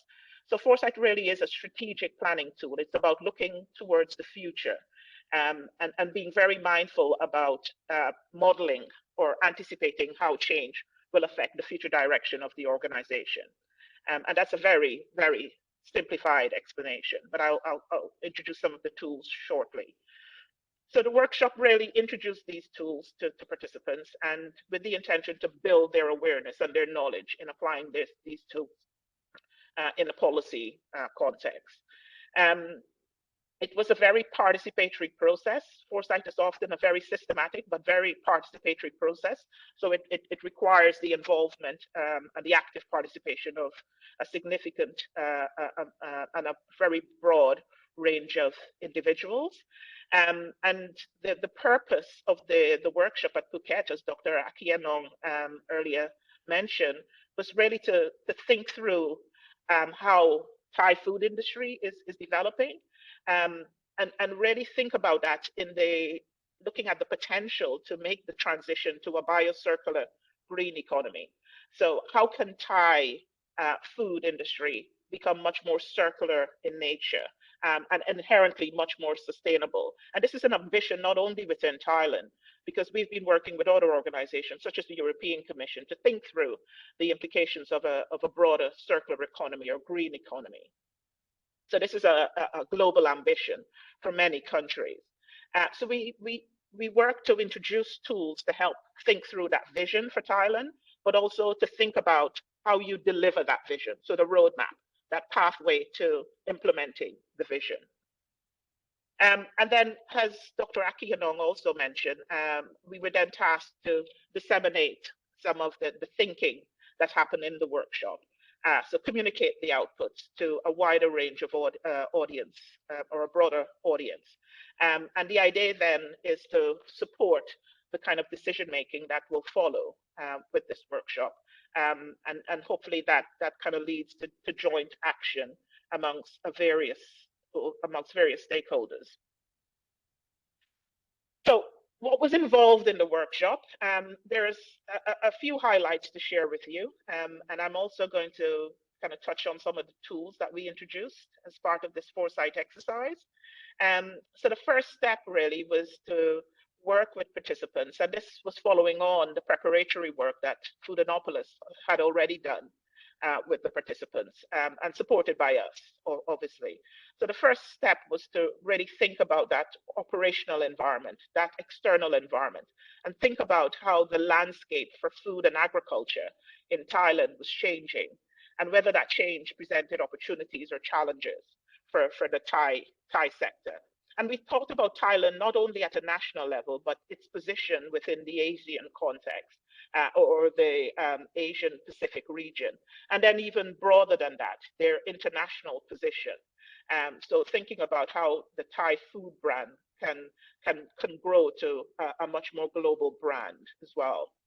So the things that we covered in this particular part of the workshop was really to work with participants to proactively scan, think about the future development of the food and agricultural landscape in Thailand, and think about what presented a challenge either within the food sector or also the kind of nexus that exists between food and agriculture. So thinking from farm to fork almost, and the whole system as a kind of a holistic approach. We were working with participants to think beyond what exists currently. So some of the current challenges are very clear. You know, the idea that climate change is creating a lot of pressure on farm systems to be much more resilient. So the interest in regenerative agriculture, for example, these are already developments that are quite current. But we were really working with participants to think beyond the current system and think about the future. What is the potential for transitioning to more regenerative agriculture in the future? What were some of the kind of consumer behavior that was very evident now? You know, the pandemic has really increased consumers' awareness about the need to be healthy, and the role that food plays in increasing our ability to be a lot more resilient to diseases such as the pandemic. So that health consciousness, as Dr. Akianong mentioned as a key driver, is really shaping that desire for more nutritious food. And Thai is well positioned to deliver food that is a lot more nutritious and meet requirements for wellness, for example. So thinking about patterns that really will define the future trajectory of Thai food. And we did that by examining current trends and thinking about how those trends will exist in 10, 20, or even beyond 20 years' time. So the long term, we were really forcing participants to think beyond 20 years. So which is quite challenging because often there is a lot of uncertainty about what will happen in the next 5 years, much less 20 years. So it's often very difficult for participants to think real long term. And then amongst the kind of patterns that we observed and we were debating and discussing, and there was real kind of experts in the room that had real key knowledge about developments within the food system. So that conversation was very rich and very enlightening, and a big learning ground for us as UK consultants as well. We got introduced to quite a few drivers that for us were quite new, and we work with lots of organizations who think through the food system and developments within the food system, and it was inherently an enlightening conversation. So we focused a lot on what was desirable amongst those trends, what was really opportunities for the Thai context, the Thai food context, and what was realistic and achievable within the time horizon that we were looking out towards, so beyond 20 years. And then also thinking through some of the challenges and opportunities with different stakeholders within the food system. So farmers who weren't well represented at the workshop, but participants being very aware of the difficulties and challenges for farmers, actually giving them a voice in discussions as well. The second step, once we've got a good handle on what's changing and what's desirable in terms of long-term growth, was to develop the vision. Well, what is the kind of common objectives for transforming the Thai food industry? And what was conceived to be value added for a range of stakeholders.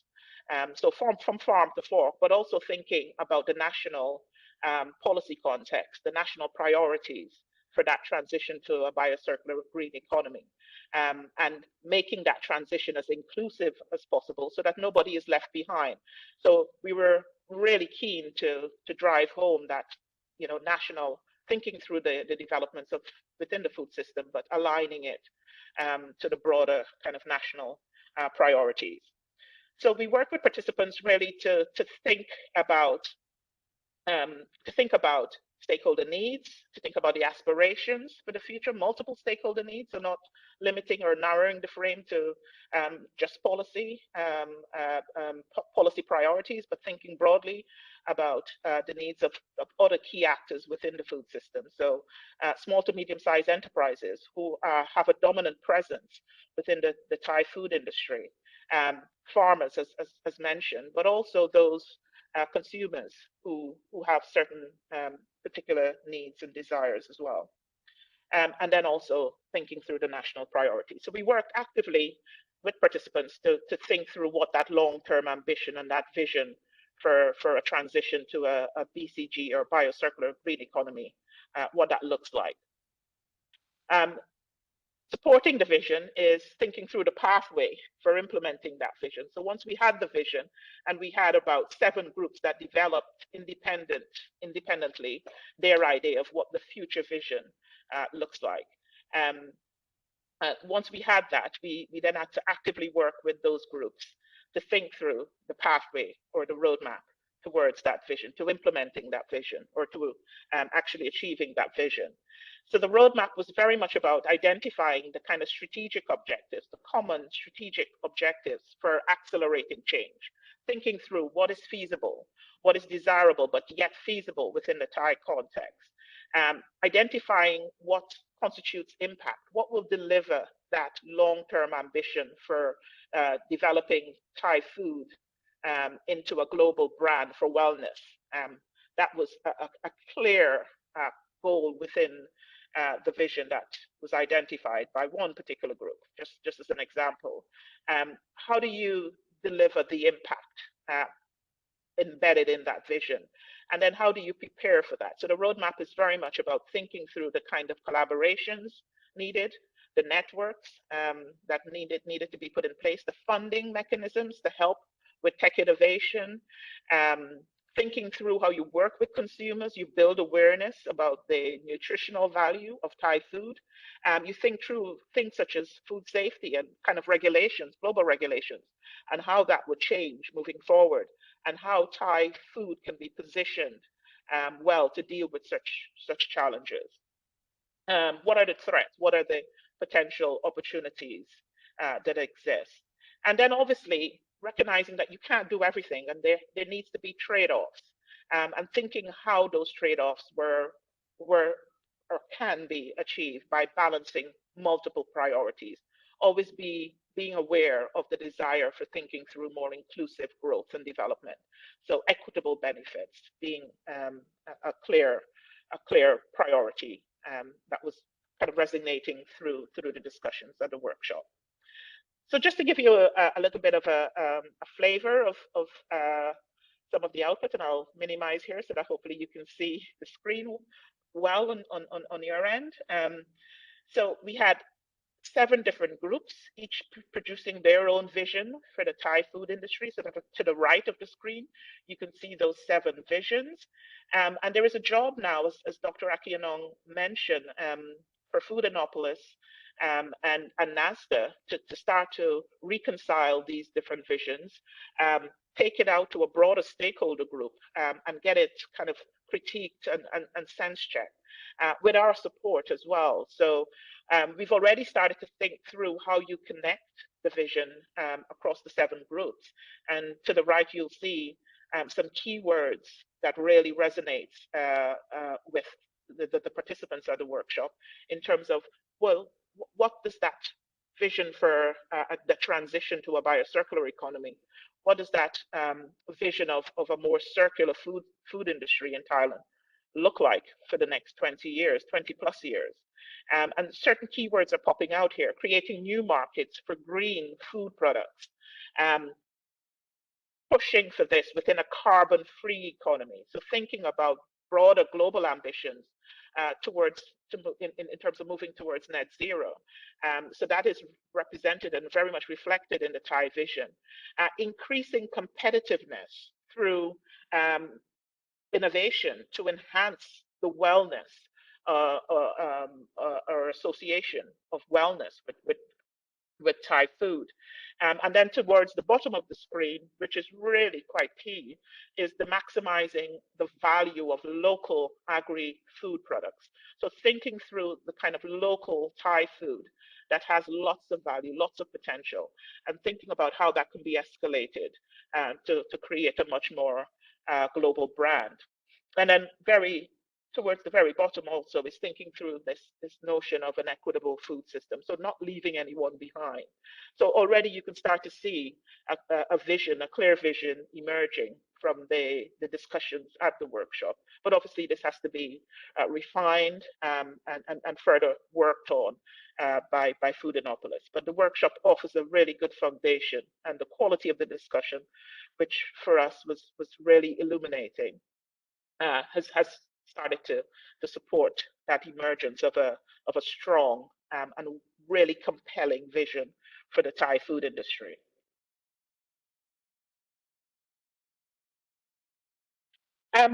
So just a couple of minutes now to reflect on opportunities and challenges. Ben, please do tell me if I'm running out of time, and I'll speed up.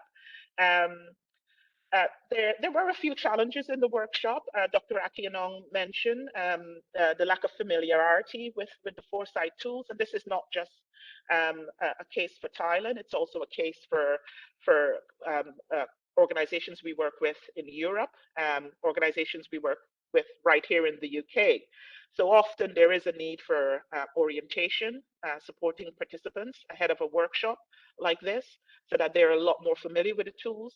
They're a lot more familiar with the kind of mindset that's needed to think long term, to think about the future. Quite often it's quite a task to, and I use this phrase quite loosely. It's a task to suspend disbelief, thinking not only about what is very much visible and immediately obvious, so what we can observe now, and the ability to disengage from the here and now and think about what is relatively uncertain and what is very much difficult to see, and it's the development of some of the signals of change that we see today, the development of those for the future. It's very hard to do that. And we are generally trained in an academic context not to do that, not to engage with uncertainty, but Foresight requires us to engage with uncertainty and to navigate it, find tools to help us navigate that level of uncertainty about the future. So a couple of things that came out as real opportunities from the workshop, and there was lots of discussion about embedding Foresight tools with other decision support tools such as risk assessments. And this is really about helping organizations to really be a lot more, well, in their strategic planning process, to really be a lot more forward thinking and forward planning, and not too reactive, but much more proactive in thinking about the future and using these tools to help shape and carve a future out that is much more desirable, so you can actively work towards it. So this is an area that we're working on actively at Cranfield as well, thinking through how we embed Foresight with other decision support tools so that it becomes much more natural to think about the future while you're planning for your, or thinking about how your organization develops in the future. Thailand, what came out from the workshop for us was Thailand has really a fantastic cohort of Foresight experts. We were blown away by the level of thinking and the outcomes from the workshop. And moving forward, there is obviously a need to think through how we build confidence and in the use of Foresight tool beyond the workshop, looking at other organizations, some of the individuals who we've already trained, becoming the trainer, so train the trainer has an approach, and how we can support, there's a lot of skill in terms of running a workshop like this. It requires a lot of facilitation skills. We have learned it as we've delivered copious amounts of workshops. But that developing those facilitation skills are crucial to the success of implementing Foresight as a process. So facilitation of the participatory process of, which inherently is running a workshop. Extending this Foresight process to other BCG sectors. So we focus primarily on the food and agricultural sector in thinking through how you make that transition to a biocircular economy. But there are other sectors that has been identified by the Thai government as crucial for this transition as well. One example is the creative industries or cultural industries within Thailand, culture and tourism being at the forefront of the Thai economy. Some challenges, and I'm only going to mention very much a few because we've talked about, between Dr. Rakianong and myself, we've talked about a few already. Some of the kind of tensions that exist between being visionary, but yet considering the kind of reality of what can be delivered in the short to the long term. Some participants struggled a little bit to disengage with the here and now and to really think long term. So we introduced a lot of exercises within the workshop to help them to be a lot more visionary.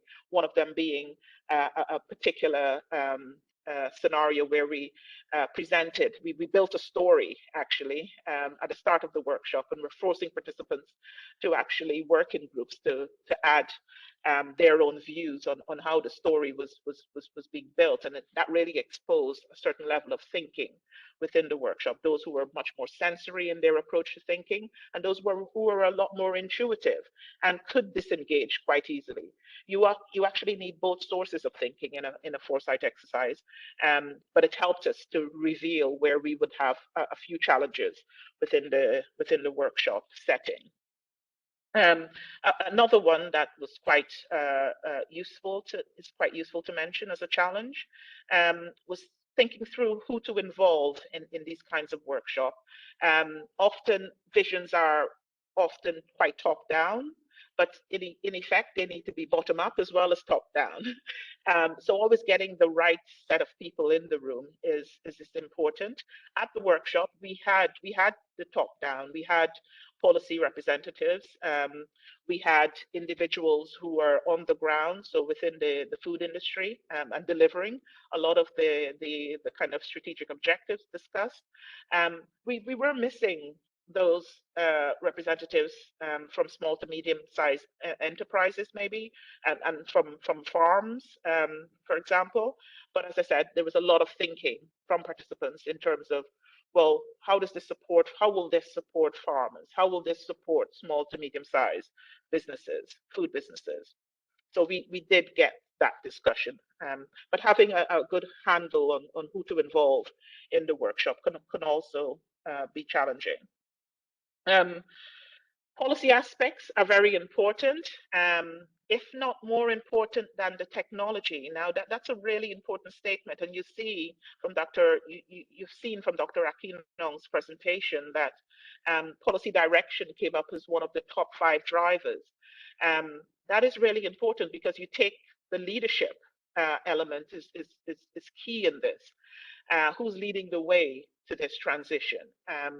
And what are the mechanisms that are being provided or set at a policy level to enable other actors to follow, but also thinking through the bottom as well, thinking through the social aspects, thinking through behaviors and how behaviors can be transitioned was really important. So it wasn't a workshop where we just overtly focused on technology. Technology is just one part of the solution, but we need a much more broader discussion around the policy mechanisms, around the kind of social behaviors, thinking through the level of competitiveness. So the economy or economic aspects are also very important. So what are some of the kind of takeaway messages from the project? What have we learned? I think one thing that we as consultants are taking away from this is what we're learning as consultants is creating this creative space for active forms of engagement. We had a really good dynamic within the workshop, and that is probably part and parcel because of the great grouping of people that was put together for this event. But having that great kind of interaction between the facilitators and those who are actually in the room is really important, and creating the right dynamics so that you are eliminating power or hierarchical structures that may impede how people express themselves is really crucial for a workshop of this nature. And that's always a bit of a learning ground for us, because as we work with different organizations in different countries and with different cultures, we always have to be quite aware of what's culturally appropriate, what are the sensitivities, and how to build that dynamic. So understanding also interruption. Sorry, Kenisha, just to let you know that the time's running out. Thank you. Okay then, thank you, Bang, thank you. So I'll be very, very quick. So moving on, a creative space for active engagement is really important. Creating that agency for change. So thinking about what is possible. We thought about a vision, but what is possible to make that transition? So what is needed? And this is where it's not all about technology, but it has to be about policy. It has to be about society and societal change as well. So that was really quite a big learning ground for us, as well as, you know, thinking through that more holistic approach. Always kind of building an evidence base for foresight. We're doing that. So thinking through how we tailor foresight to fit the kind of cultural and context for decision making in different countries. So this is giving us a real source of, it's giving us a real great evidence base so that we can better tailor our tools, the tools that we use to support organizations in the future. Now we're working actively, as I said, to link risk and foresight tools so that there is a much more seamless process in a policy context to make decisions that are much more about the long term.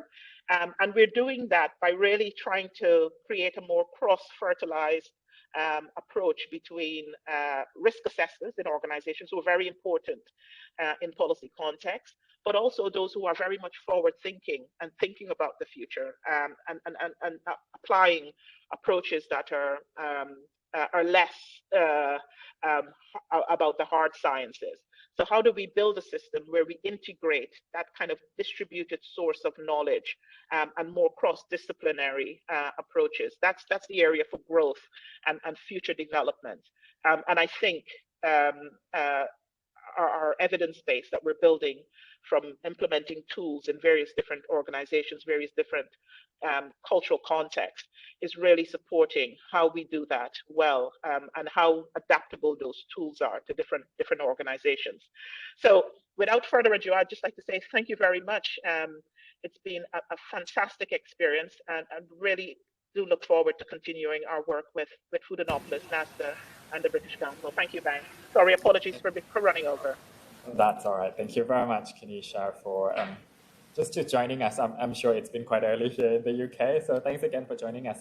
So I think now just going back before we go to the next session, I do have a few quick Q&As if that's all right with Dr. Ek and Kenisha for some Q&A. So just to go back, Dr. Ek, you were mentioning about the next steps, how this is going to be implemented and will be further refined into the next phase of the projects essentially. Could you please elaborate a little bit more on like what's the specific and in your work with the TRSRI, what's the next step? And if I am interested to take part, what's in it for me? What's next for me? How can I be a part of it? So for Foodanopolis, so have been working with risk councils and our UK consultant from Cranfield. So we will continue using the results, the information from Foresight workshop. As Kenisha mentioned, Foresight is strategic tools, strategic planning tool for the roadmap for the policies forward. So we will, Foodanopolis will work on that with also the help from consultant. And also, as I mentioned earlier, that we start to involve policymakers, for example, TSRI and Nexpo in this project.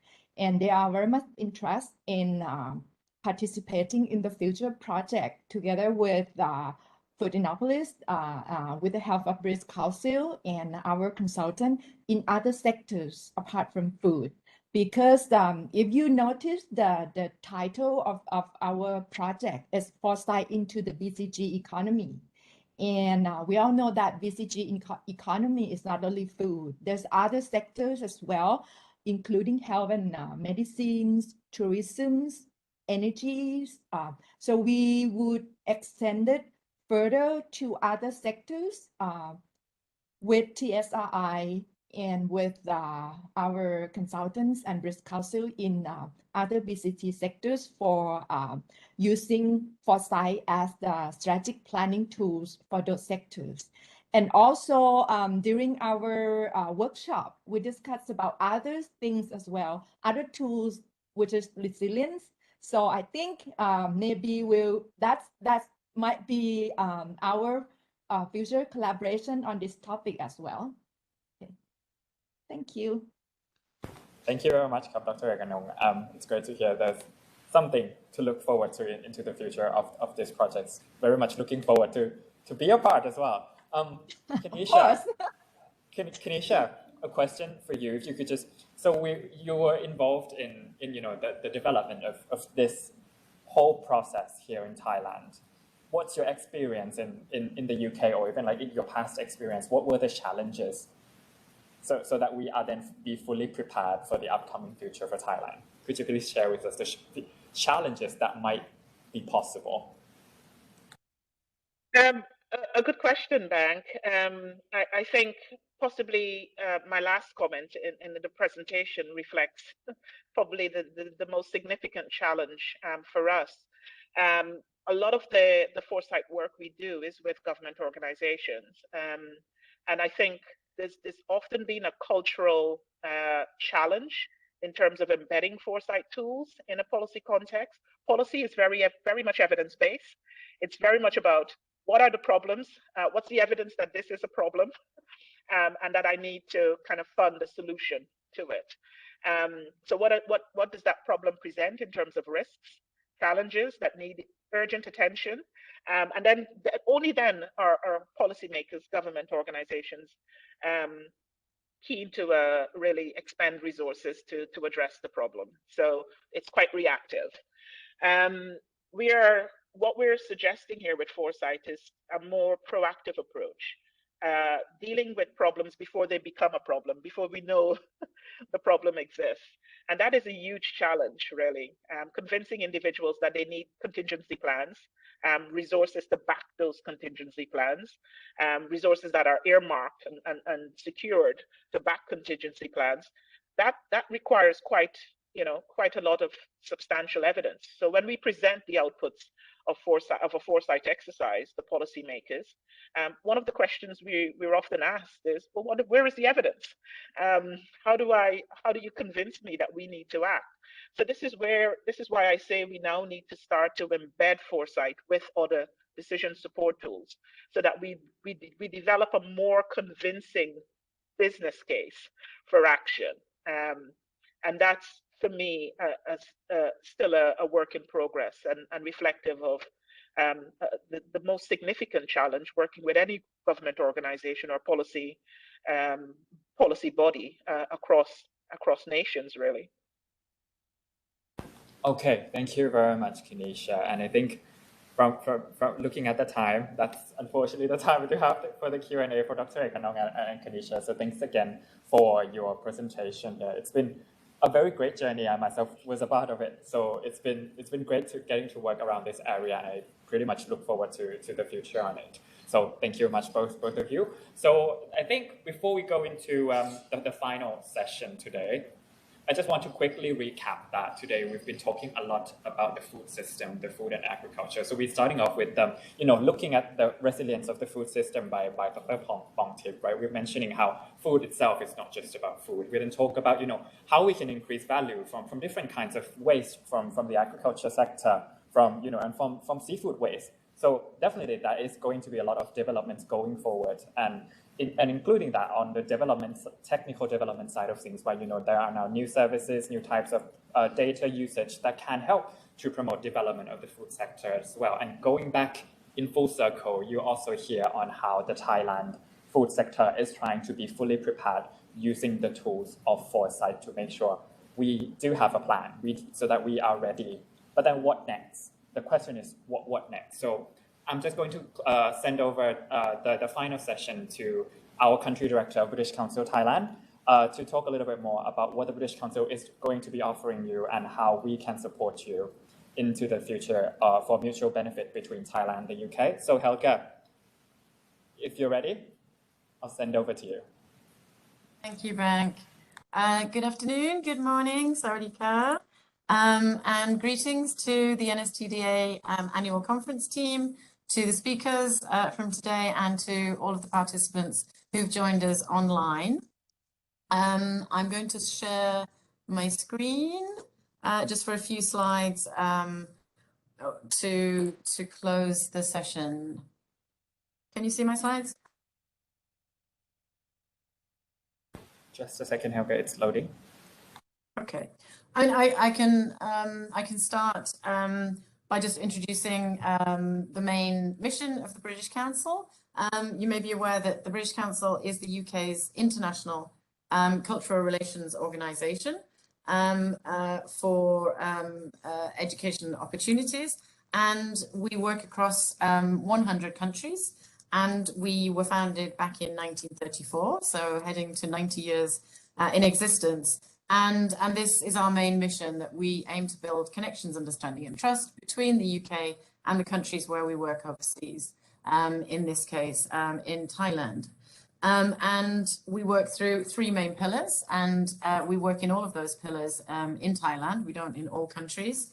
And just to say that as of tomorrow, we will be celebrating our 70th anniversary in Thailand. We started here as the British Council entity in 1952. So the 3 pillars are, as you can see, English, arts and culture, and education. And obviously the work we've been talking about today falls very neatly under our education SBU, as we call it. We aim to basically do, in all of our work, we aim to, that we have mutual benefit, that the slide's not moving, that the work should be as systemic as possible, and that it is sustainable. So just showing here that when we look at our country plan, we have a look at, what are the priorities for the government in Thailand and ministerial partners, and we try to match that with what expertise and experience and insight we can bring to those from the UK. With our work in specifically in education, we have a wide range of areas that we work in, and you've heard about a lot of those today. Essentially, our newest area of work is the one you're seeing on the screen, the Going Global Partnerships, and the one most relevant to this discussion, where we have an overarching program which has its ultimate aim, as it says there, to build stronger, more inclusive and internationally connected higher education systems, as well as creating globally connected human capital. And we believe that is really important because we need to essentially resolve big global challenges encompassed by things like the Sustainable Development Goals. And it is not possible for any one country to be able to do that. So which is why we want to enable systems to be able to talk to each other and to be the highest quality they can. So we have 4 strands under this Going Global Partnerships program. And as you can see from this, we have three of those are active in Thailand and have been recently. So you've already heard a lot from Kanisha and Dr. Akinong on the fantastic Foresight into the BCG Economy project, which is under our Strengthening Higher Education and TVET Systems strand, as I mentioned earlier, and we see great opportunities for those roadmaps that have been produced to have a really systemic impact across Thailand. You have also been talking about the Newton Fund projects earlier, and that would be under our enabling research strand.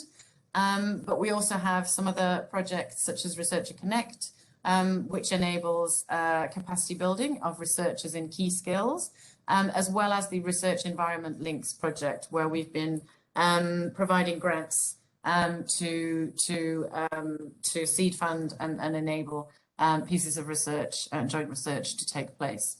And then the final one that I haven't touched on is the internationalization strand. And here we've been working very closely with the Ministry of Higher Education, Science, Research and Innovation on their Reinventing Universities initiative under a program we call the Thai-UK World Class University Consortium, where we have 21 Thai and UK universities collaborating together on 15 projects, which are quite wide-ranging, but the aim is to improve the quality and the internationalization. So things ranging from transnational education, curriculum development, design, student and faculty mobility, as well as research pieces. So these projects are ongoing, but we're moving as of tomorrow into a new financial year for us. And we hope to be developing and building on these strands going forwards. It wouldn't be fair not to mention the Newton Fund before I finish, as this is a program that we have delivered over the past 7 years in Thailand.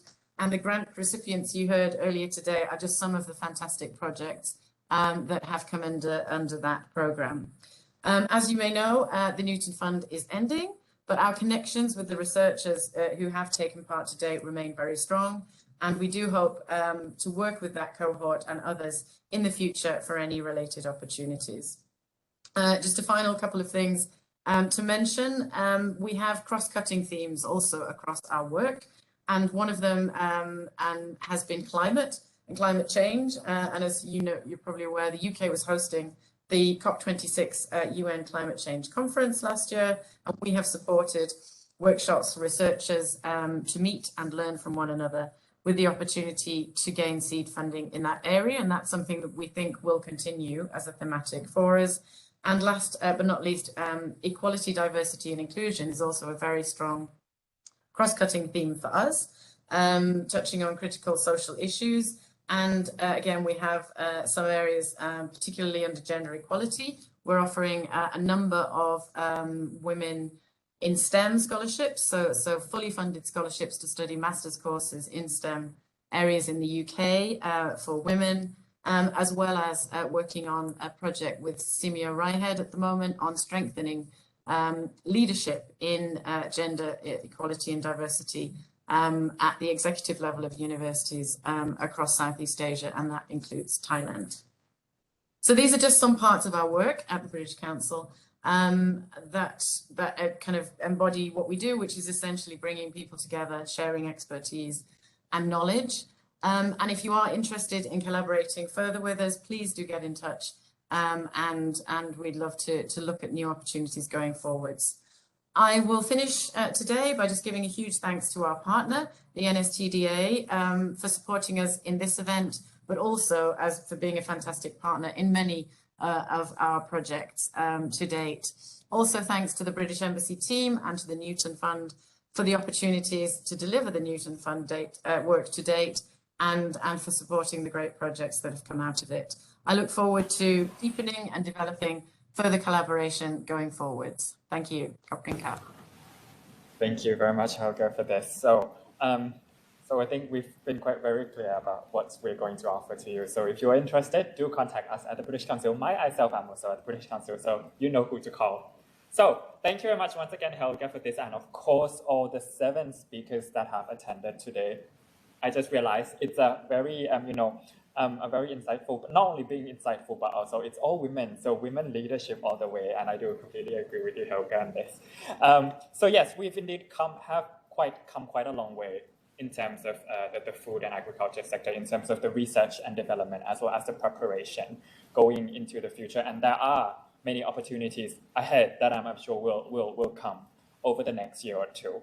But I think that's all the time we do have left for today. I do apologize for slightly going overboard. So it's now 3 minutes late, so I'll be very quick on the final closing remarks. So thanks again, all speakers as well as all the participants joining on all of the platforms, whether it's WebEx or on the Facebook Live. So thanks again. Now, before you go and leave the platform, our team has set up a notification that will turn up on your right-hand side of the screen, and this will lead you to the feedback form. So again, we would be very grateful for your honest feedback on how you feel about the sessions, what's the takeaways, do you have any feedbacks from me, for the team, or anything, just do send us your feedbacks. Also to let you know that at the end of today evening, our team will also be sending you the set of slides that were presented by the speakers today. So do watch out on that on your email inbox too. Once again, we'd like to thank our partners for making this project a reality, the NSTDA for allowing us to take part in this wonderful conference, the British Embassy, Bangkok, FCDO, and BEIS for their support under the Newton Fund and beyond over the past years and making sure the projects became a reality. To all the speakers as well and partnering organizations from Thai-UK universities, from Foodinopolis and from Cranfield University. Thank you very much. And my name is Shrividu Tamashai from British Council. It's a very great pleasure to be hosting this session for you all. Thank you very much and have a great evening. Take care.